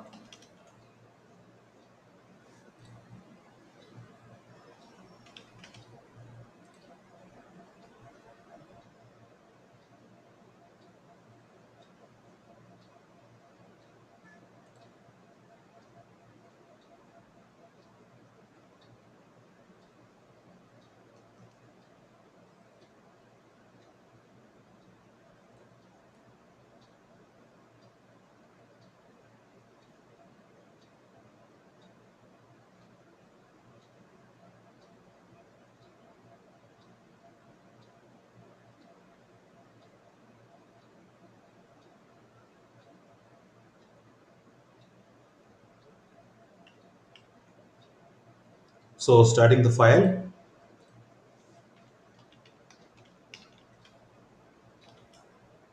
document class, pt article. For most of the mathematics related things, we usually require some AMS packages, packages provided by American Mathematical Society. But for beginning, we will not use those packages, and whenever those packages are required, I will try to explain that for which purpose that package is required. And but most of the times, what happens is that whenever we start typing serious mathematics, by default, we will include all those IMS related packages because it is not necessary to think that which package to include and which package not to include. It's actually a kind of headache that you should keep on remembering that for which purpose which package is required. Instead of that, we will simply include all the packages. It's not going to create much harm. It's not going to make the file size large or anything like that. So we are starting begin document and end document.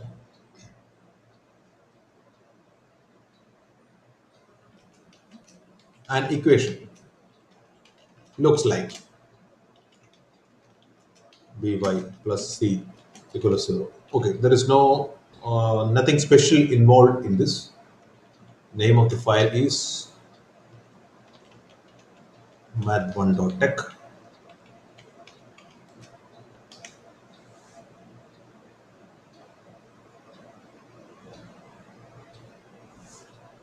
So, do this really look like a mathematics equation? This is just like an ordinary equation, right? There is nothing special about this equation. Ax, by, none of these things are really attractive.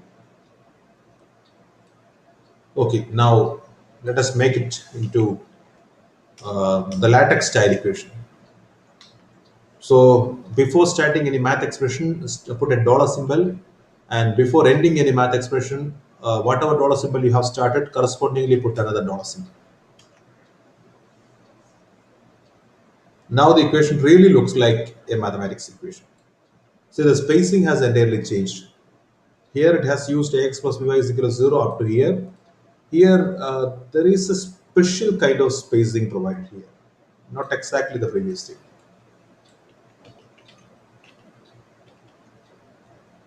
I'm updating the Google Sheet now. Updated the sheet.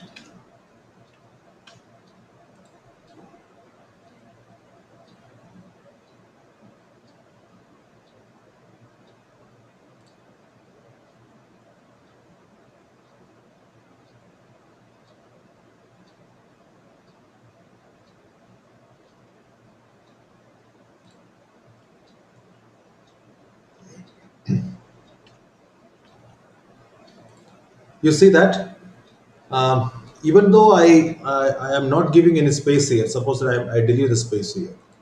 Suppose I delete the space here, I have not given any space here now. Even though I have removed the space from here, the spacing is exactly the same. So just around this plus symbol, extra space is put by LaTeX. You may see here, you see even here. Around here also, there is an extra space appearing. Here also, here and here. Everywhere spaces appear. Everywhere spaces appear. So this is a default behavior of LaTeX, putting space, extra space.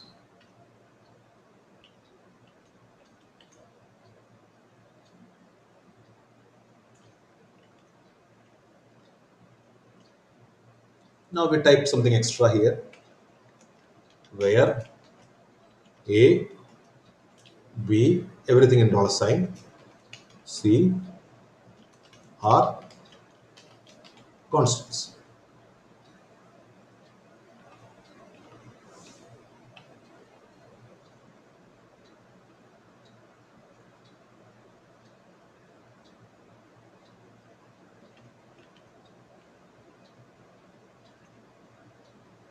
See the output here. The A is looking different, B is looking different, C is looking different, X plus BY is equal to C equal to 0 is looking different.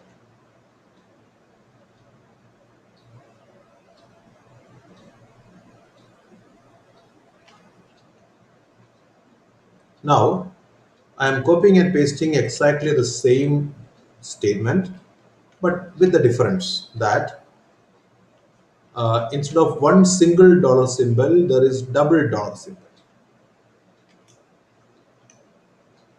See the output.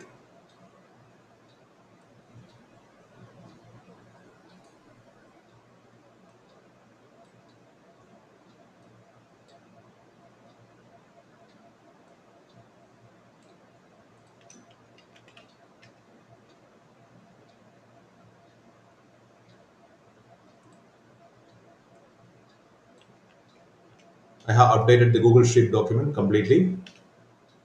See the output. I have not put any extra new line character here, double slash here, double backslash here, but automatically that equation is moving into the next line, right? So the first dollar symbol, single dollar symbol pair, corresponds to something called an inline mathematical expression. So inline.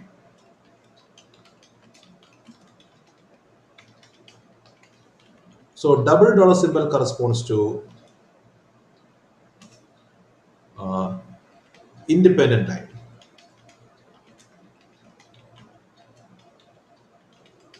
not inline. So that will be going into the next line. That will be centered in the next line, and that will be separately displayed.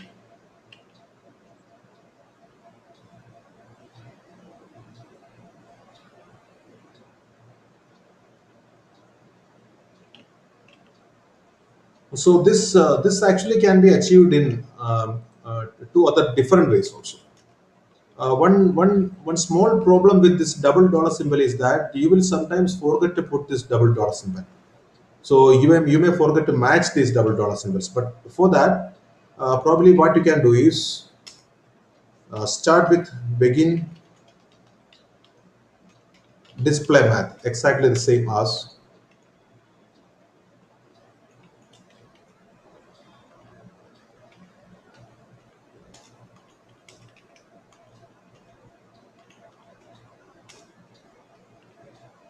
the effect is the same. Begin display math, end display math. Or an alternate way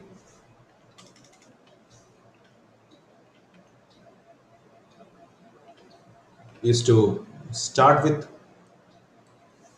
backslash square bracket and end with backslash corresponding square bracket. All these are exactly the same. Begin display math or double dollar symbol, or they're all the same.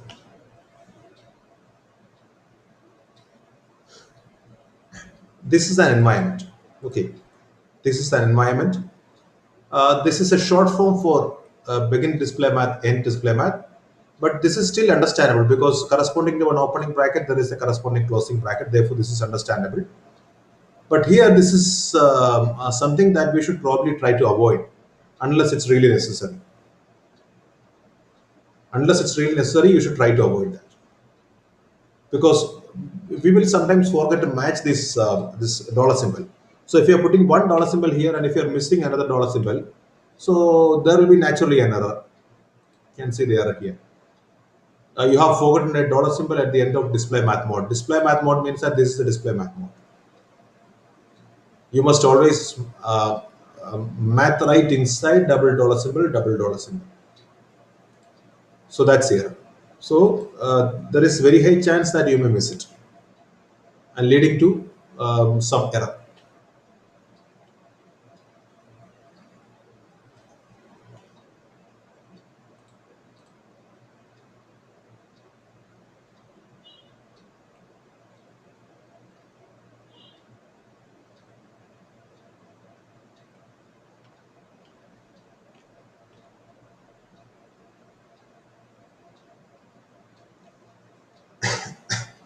Okay, this is about some very simple mathematics. Now we continue with that. Okay, now remember that we have three ways to, we have actually one, two, three, four ways to typeset simple mathematics expressions, simple mathematical equations.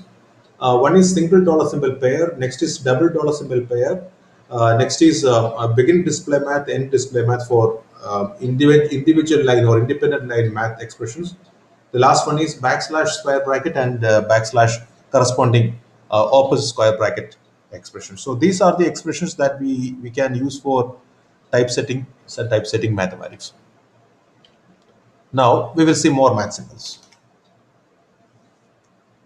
How to create more math symbols. Okay, we will create another file called math2.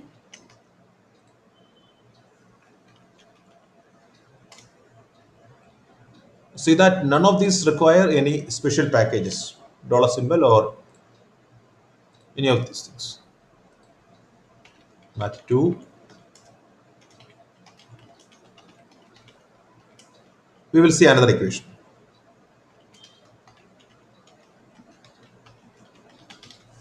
You probably know this equation, that Fermat's last theorem.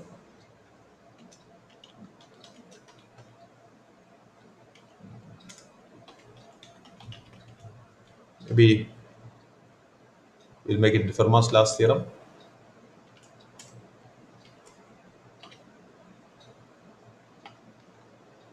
What does it say? X raised to n plus y raised to n equal to z raised to n has no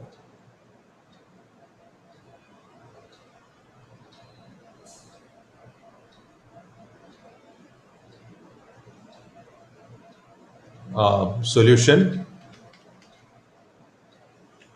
no integer, non-zero integer solution probably, or no solution. Okay, no solution, no integer solution, x, y, z with what should I say, x y z, the product, non-zero if n greater than 2. Okay, it's complicated, but let us see.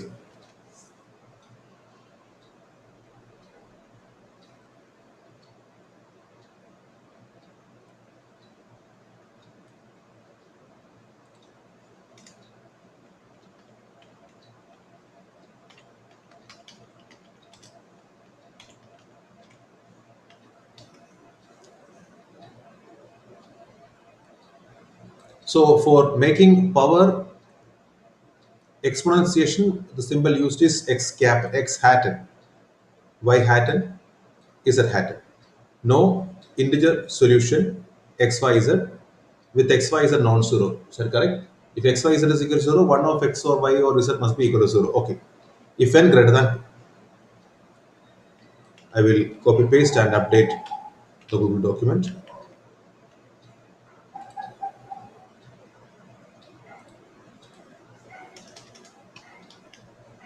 Yeah, update.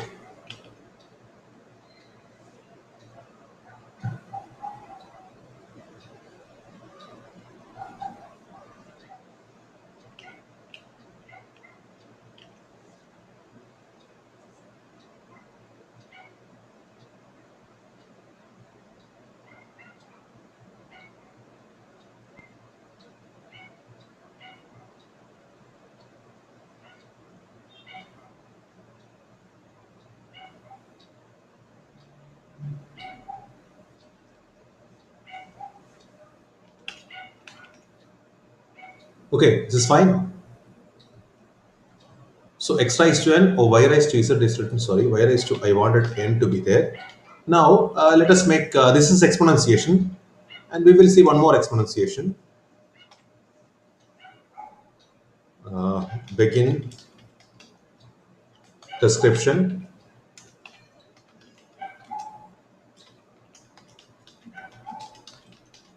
law of exponents. What is the law of exponents? X raised to m into x raised to n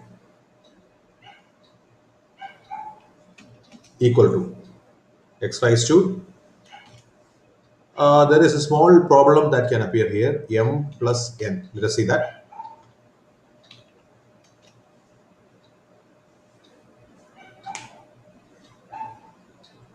X raised to m into x raised to n equal to x raised to m plus n.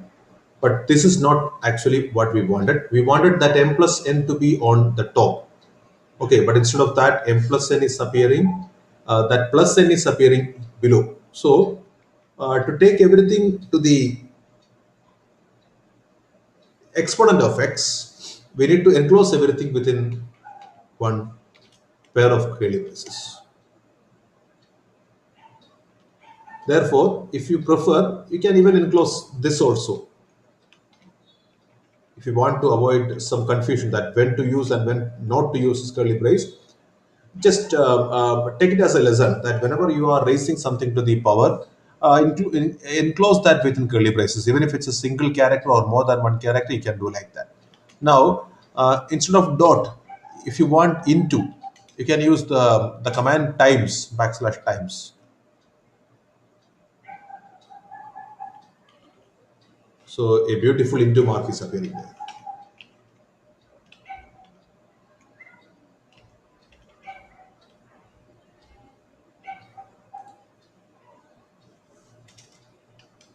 Updated the Google document.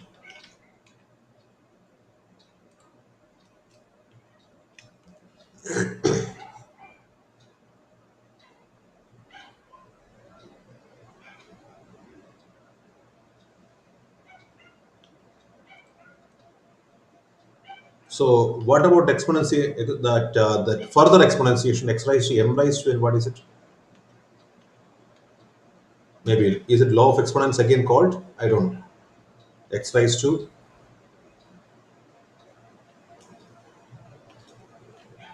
m raised to n. How will you typeset that? And you want Yemen? Is this going to work? No. This is not what we want. X raised to Yemen. And there is of course an error message also. So what we exactly wanted is we wanted x raised to m to the power n. Therefore, the n has to be on the as the power of x raised to m. Therefore, x raised to m completely must be enclosed within a bracket. X raised to m entirely is enclosed in a curly brace. To that, you need to raise the power n like this.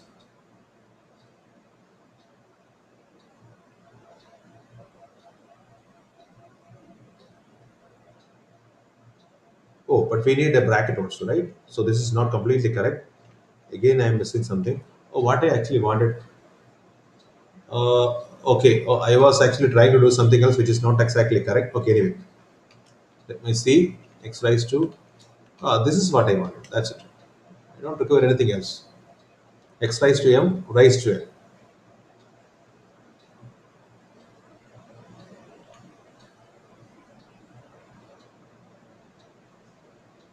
Okay, now I actually wanted to do something else which is not exactly the law of exponents.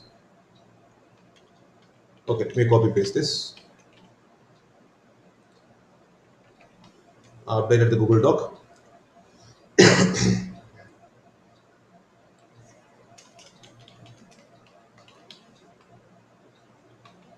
Fermat number. The number is actually nothing but 2 raised to n plus 1. But how should that appear? 2 raised to on the power of 2, 2 raised to n must appear. So that's a single block. 2 raised to n. And where is that plus appearing? Plus 1.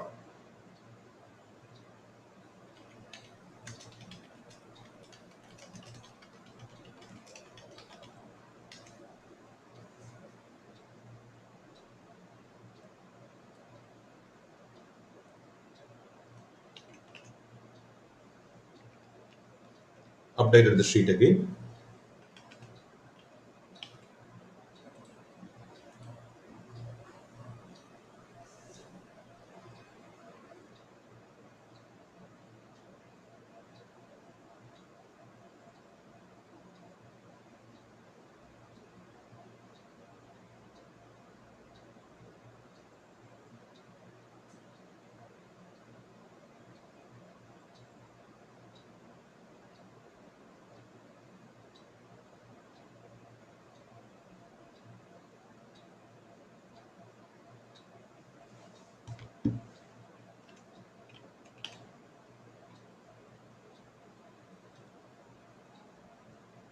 Now, we need these are all superscripts, okay, powers. Now, if you want, what do you call it, subscripts,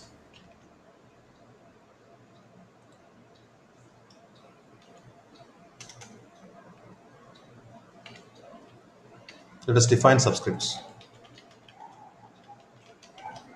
Sequences, we will define some sequences where subscripts are mostly used. XPF, sequences, no indent. What type of sequences we require? So, X. So, for sequence, we need to take underscore. X1 equal to 1, X2 equal to 2, X3 equal to 3, so etc. Etc. is usually created in LaTeX not by putting dot dot dot, but by putting this three dots is usually put in mathematics as well as non-mathematics, usually using the command L dots, line dots, dots on the line.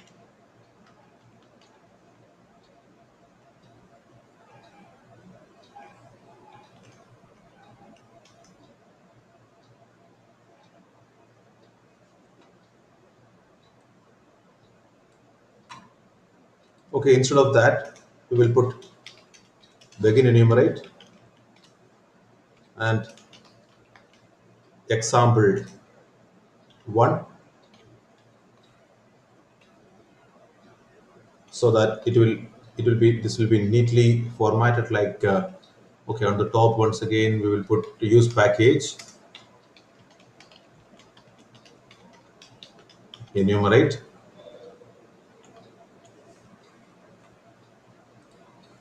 this is in square bracket, we need an item, end enumerate, done. Example one, maybe one colon also, x1 equal to 1, x2 equal to 2, x3 equal to 3, etc. is the sequence.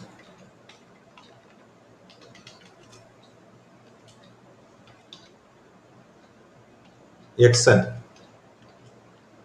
equal to n for n equal to 1, 2, 3,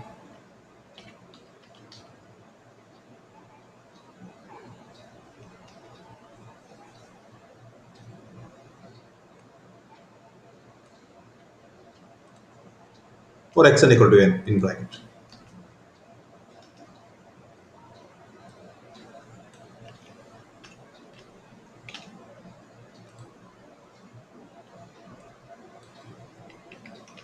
Updated the Google document with this. Please try.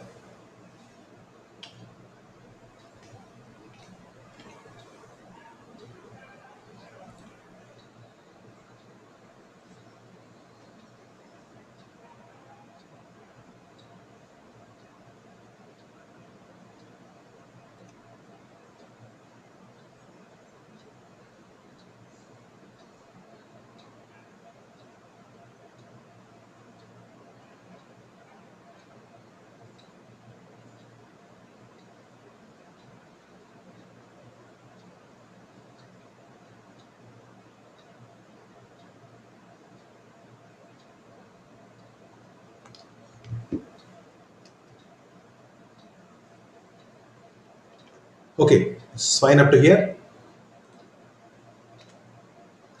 So we have seen superscript as well as subscript. Now, if you want to create more subscripts, like subscripts with a length more than one, you have to do exactly the same procedure that we used in the case of superscripts, enclosed within curly braces.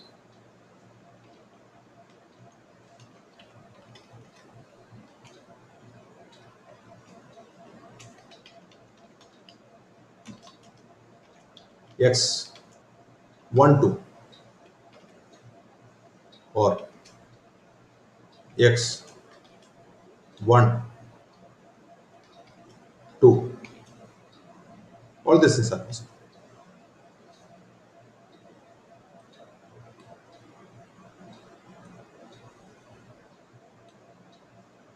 Or further,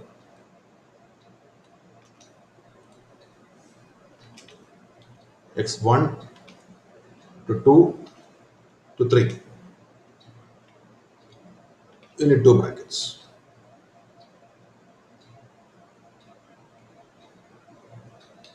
You can again go down if you prefer, if you want.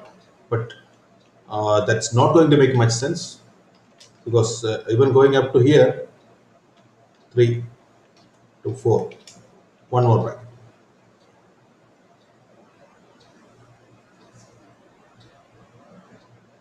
See that why we are unable, why we cannot use Microsoft Word for this kind of things is quite obvious now.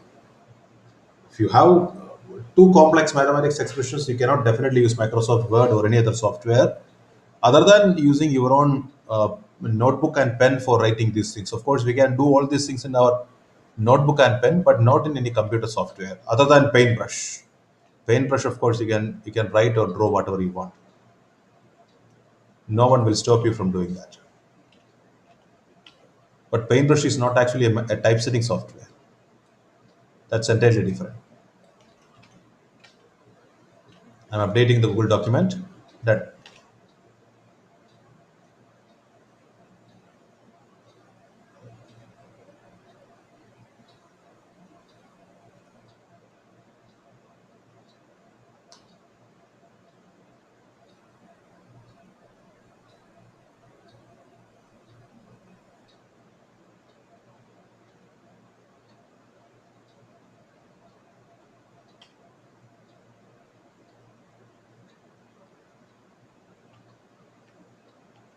Now, if you want to create superscript as well as subscript on the same letter, that is also using exactly the same technique we can have. If xn sequence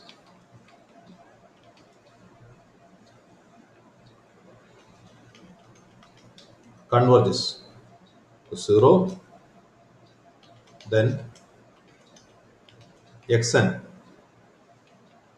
either you may put xn and square converges to 0.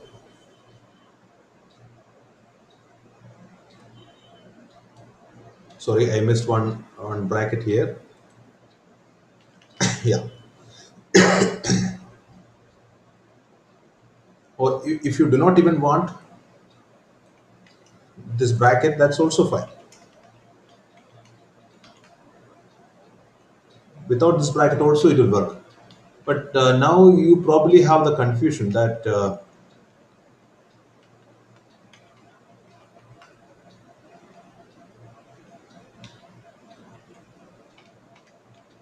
okay, this is what I basically wanted. Xn square. Now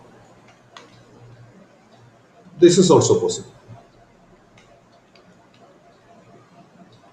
but with the proper confusion that we don't know whether what we actually want is n square or what we want is xn square. So square, where should it appear? But now if you want n square to appear, then you should probably group it like this.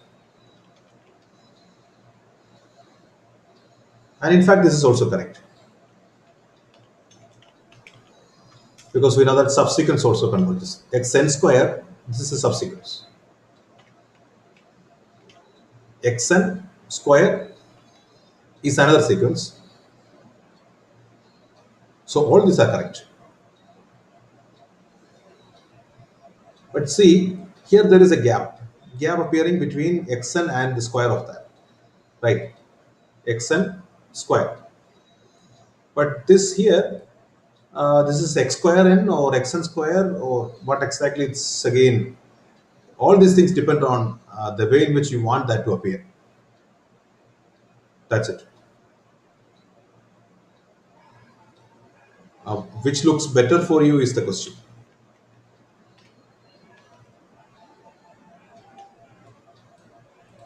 I have updated the Google document with this.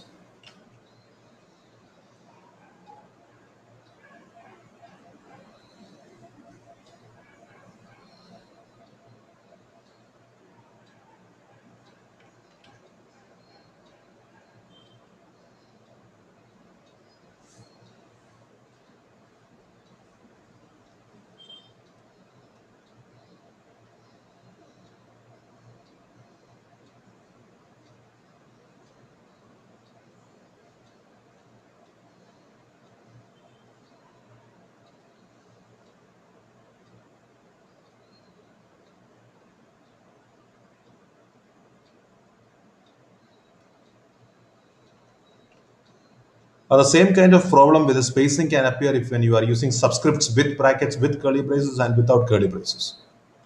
Okay, with and without curly braces, the same kind of thing can appear. Same kind of problems can appear.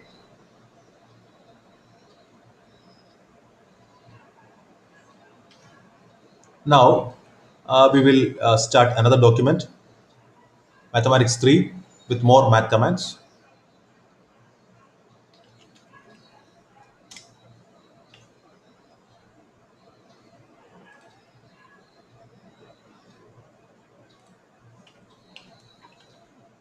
So, more math symbols. That is what we want in Math 3.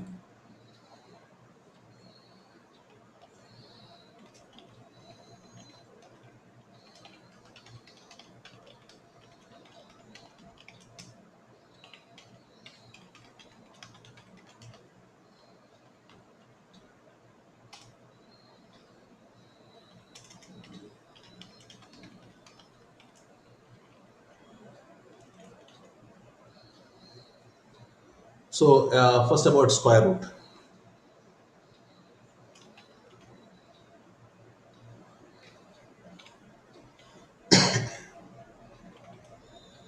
Square root is produced using again everything that is mathematics must be enclosed within dollar symbol. We should remember that dollar symbol is this thing that every mathematics expression should be beginning and ending with a dollar symbol. Square root 2 is not a fraction.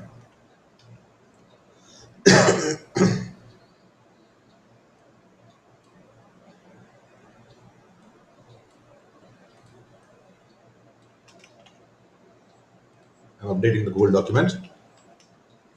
Math 3.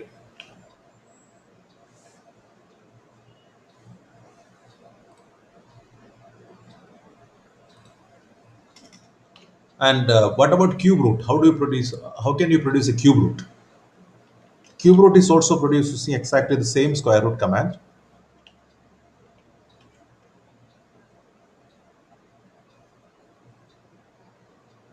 But if you want to specifically say that which root you are producing, you need to enclose that within square brackets. 8. This is cube root of 8. Cube root of 8 is 2. Oh, dollar symbol is now missing.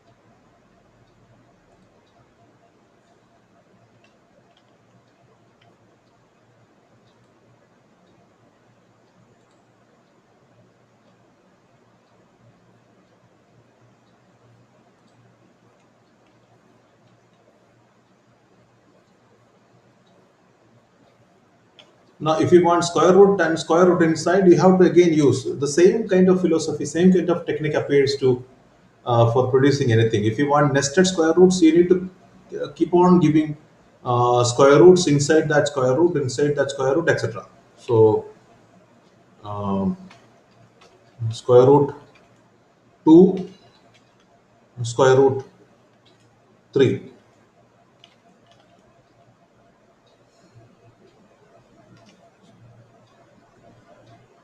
The effect is root 2, root 3. Okay, inside root 2, inside root 3. That's it. So you can nest it in whatever way you want.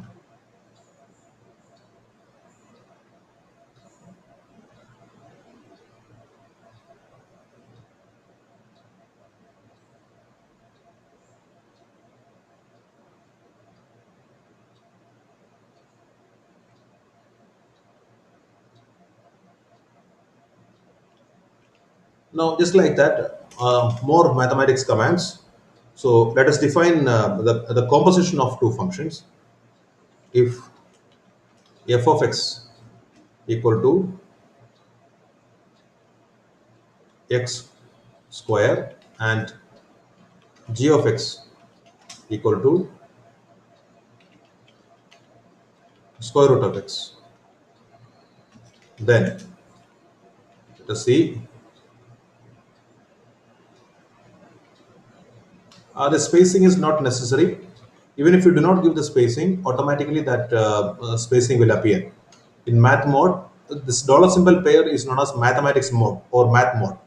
Whenever you are typing in math mode, around the usual mathematics operators, this one spacing will be automatically applied by LaTeX. So you don't have to worry about that. Fx this is, then the gx is this, then f composed with g, f of g or g of f, g circle. The composition usually the circle is created using the circ command. f circle g equal to, okay, sorry, of x equal to x.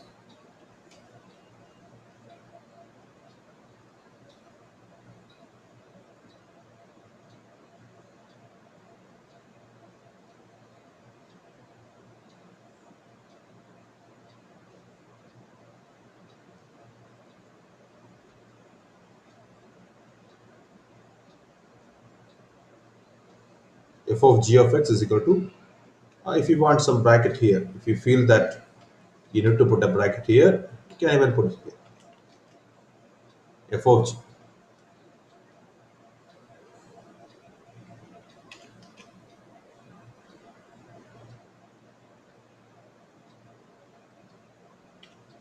Okay, this is how composing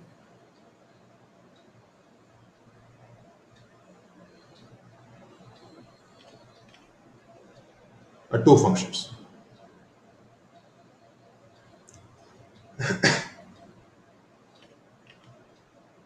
Now, in the same way, just like composing, we can, okay, what I want to say is something slightly different.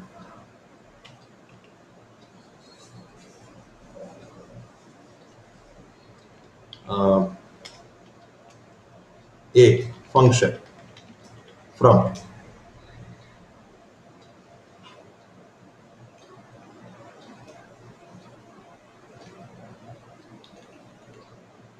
a function f from,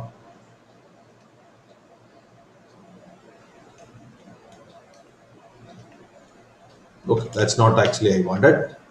Okay,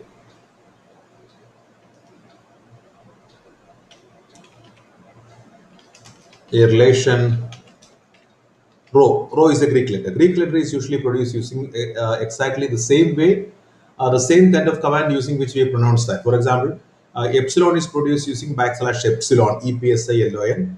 Alpha is produced using backslash ALPHA. But the only thing is that all these things will work only inside dollar symbols. Okay, only in math mode these symbols will work. A relation rho on R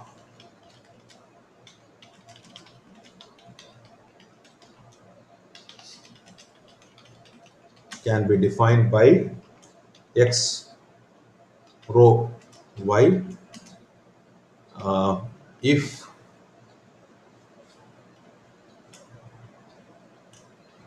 x y is greater than or equal to 0. So greater than or equal to GEQ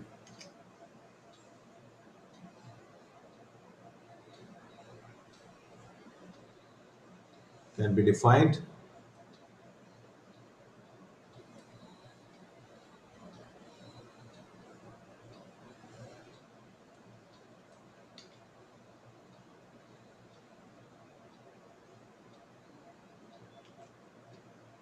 x is related.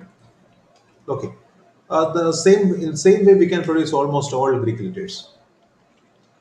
Alpha, beta, gamma, delta. I don't know what is the next thing. Eta, phi. I'm typing only some very common things which I know. Epsilon, um, maybe alpha. I don't know whether it will work. Let us see. Alpha is not probably going to work. Yeah, this capital alpha is not working. And delta should probably work because delta is there already. Yeah, delta and phi also should work because there is capital phi.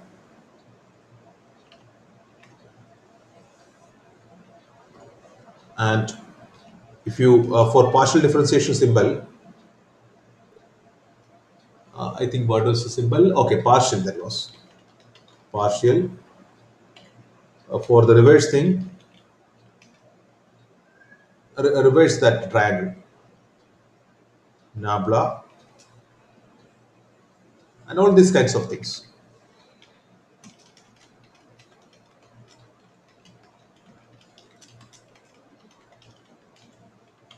Okay, let me update. Starting from where? How I updated this math 3. Okay, I'll update the entire math 3. Updated the Google Sheet.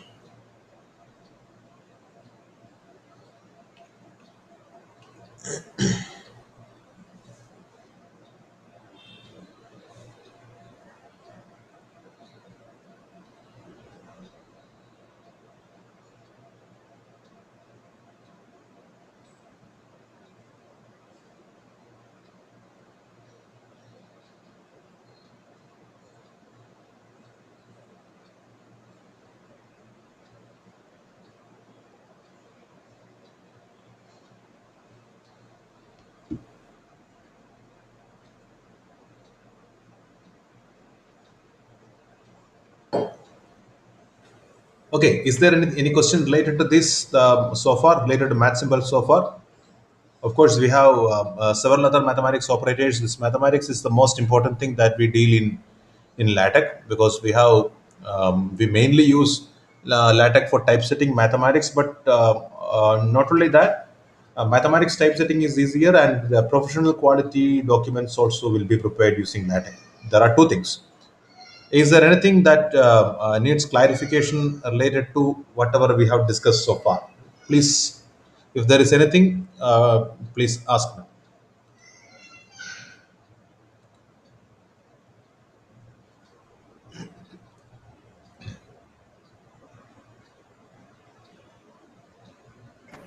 What is the symbol for not equal? Okay. Yeah.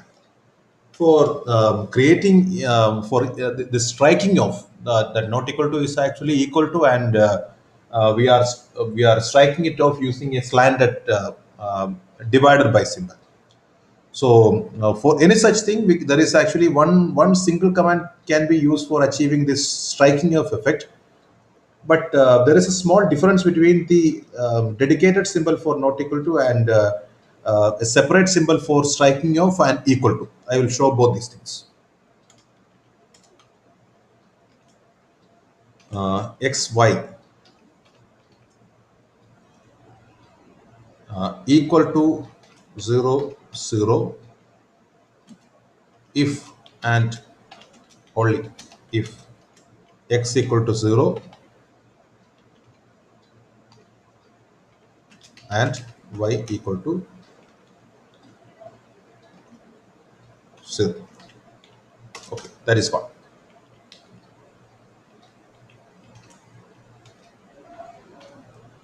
On the other hand, if x not equal to 0 or y not equal to 0, then x y not equal to 0 0.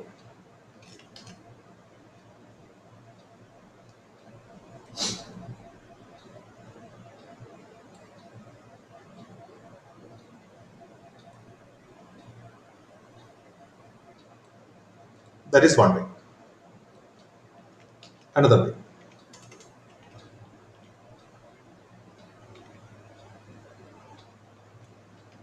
not equal to, not equal to, not equal to. That's another way. Which one looks better? Or is there a difference between these two?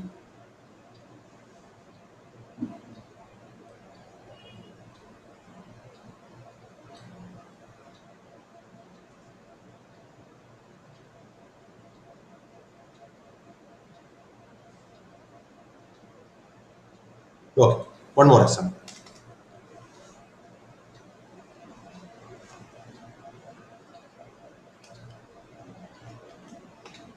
A natural number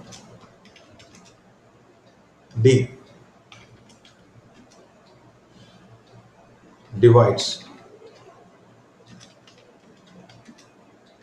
n.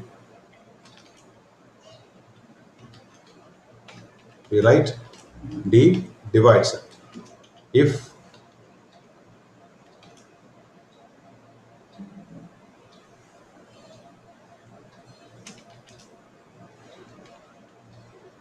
their excess, I'll remove that, and integer k such that n equal to dk. We will write it symbolically. Symbolically, d divides n if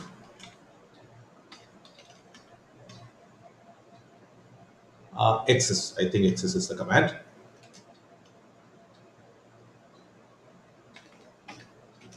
k in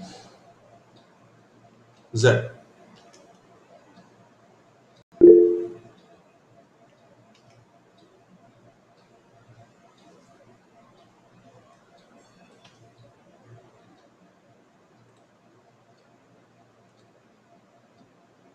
K in z, d in z, sorry, if there exists k in z such that uh, n equal to kd. Okay, so there are two things. Why I wanted to tell this is, otherwise d not divides n.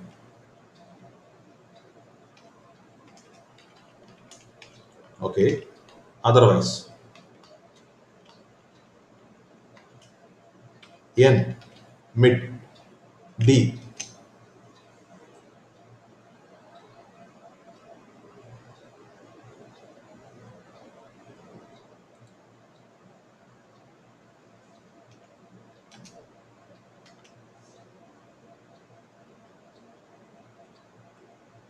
maybe a package is required here.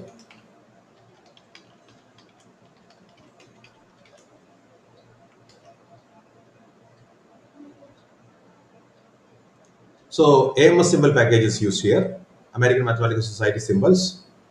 So in this case, in the previous case, we have seen that not equal to or n equal to, not backslash not equal to, and backslash n equal to, they are exactly the same. But here, if you look, d not perpendicular to, and d n mid means that middle line, and across that there is a knot. You see that? Which one looks better? First one or second one? Here, in this case.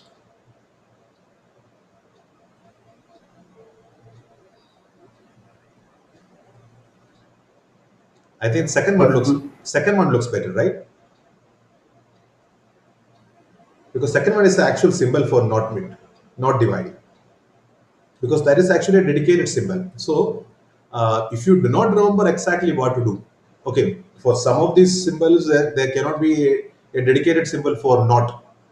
In such a case, you can simply use backslash not. It does not belong to not excess, excess n excess. Okay, for example, excess not excess.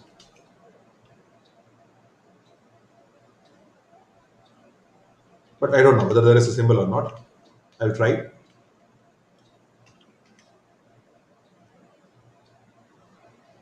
Say this. Which one looks better? First or second?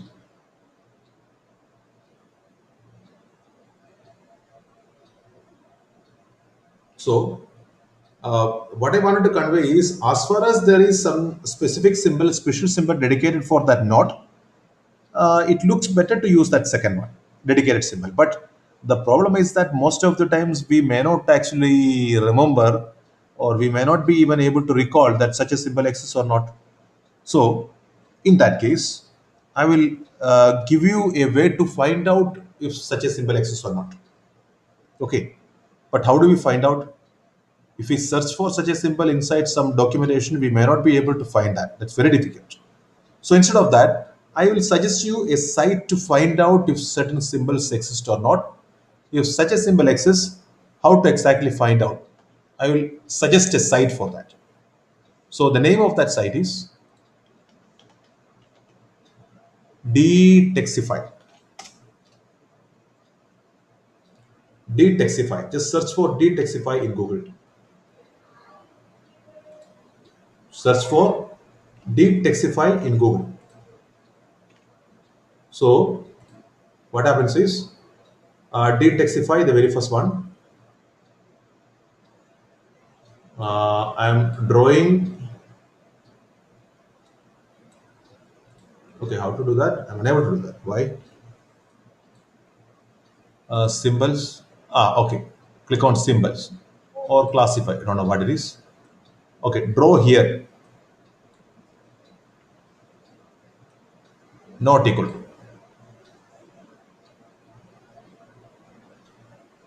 On the right side, you can see the symbol NEQ. NEQ. So there are several things appearing. And now, if you are using especially a mobile, it's really easy compared to using mouse.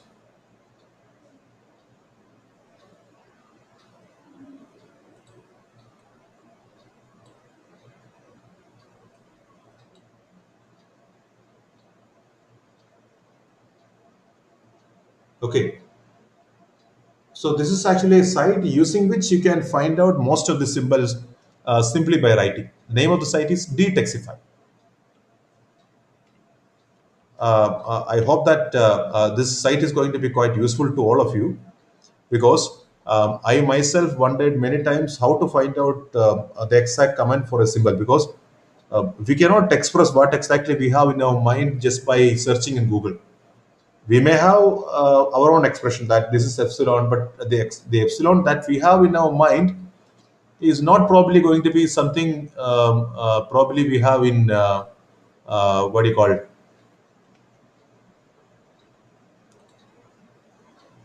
Okay, which one I am sharing? Just 1 second.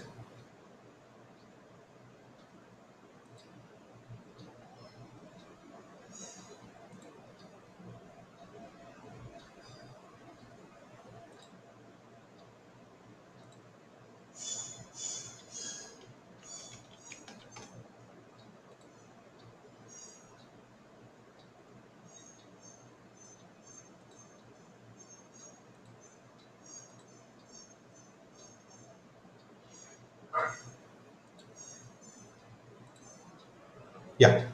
So what we have in our mind, probably it is very difficult to actually find out just simply by typing something or searching something. So in such a situation, we may have to actually use services like Detexify for finding out what exactly we need.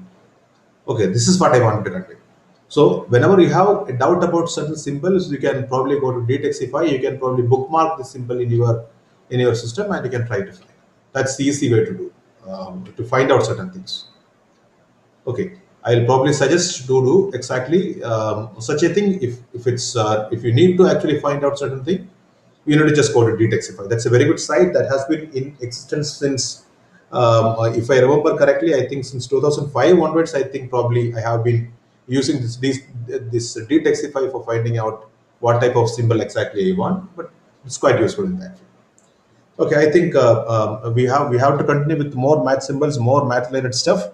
But with this much math symbol, and we will be introducing more and more math symbols, even while we are introducing many more other concepts in LaTeX, like tables, which we are planning to introduce in a day after tomorrow's lecture. I guess not tomorrow. Tomorrow, I think, due to some examination for the students, there will not be any class. So we will be discussing the things related to table and other things, and of course something related to mathematics also in the probably in the session after tomorrow, not tomorrow, day after tomorrow. That's on 17th Thursday. And if you have any doubt related to any of these things discussed today, you may please ask. I don't know whether I have updated this. Okay, I will update this in the Google worksheet now, so that someone is trying. This is math. Which one? Math 3. Okay, I have updated the Google worksheet, Google document. You can copy and paste if you want.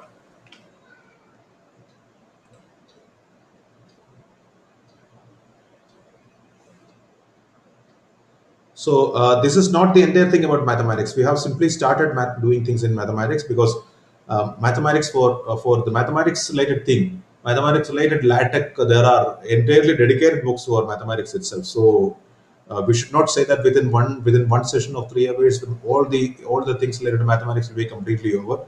No, but the thing is that for understanding basic mathematics, some 2 to 3 sessions are more than enough. After that, you can pick up from whatever we are discussing. You can find out your own techniques as well as methods for developing your mathematics typing in LaTeX. Okay, and thanks a lot for your patience. You may ask now, or otherwise we'll stop. Okay, thank you.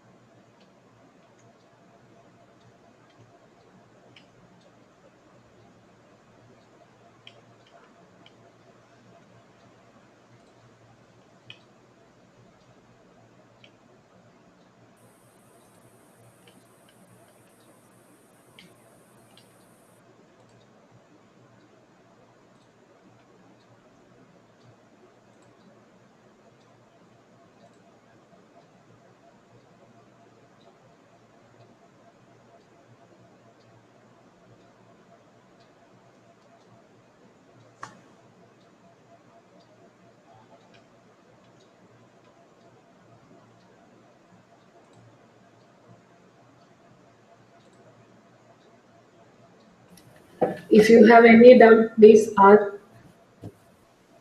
And I also request you to submit the feedback form.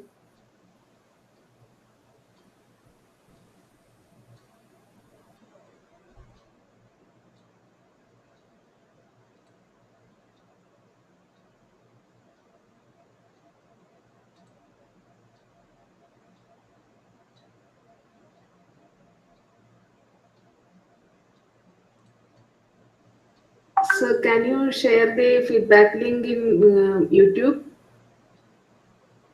Okay, just 1 second. So where is that link you have just now posted, right? Just 1 second. I'll do that.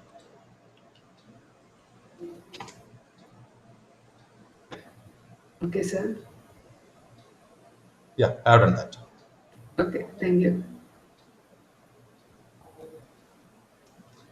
So we will meet on day after tomorrow, right? Same time. Yeah, yeah, Thursday. The feedback form is already shared there. Okay, and for whoever is attending this UGC net examination, I wish them all the very best. Okay, thank you very much. Thank you, sir, and thank you all the participants.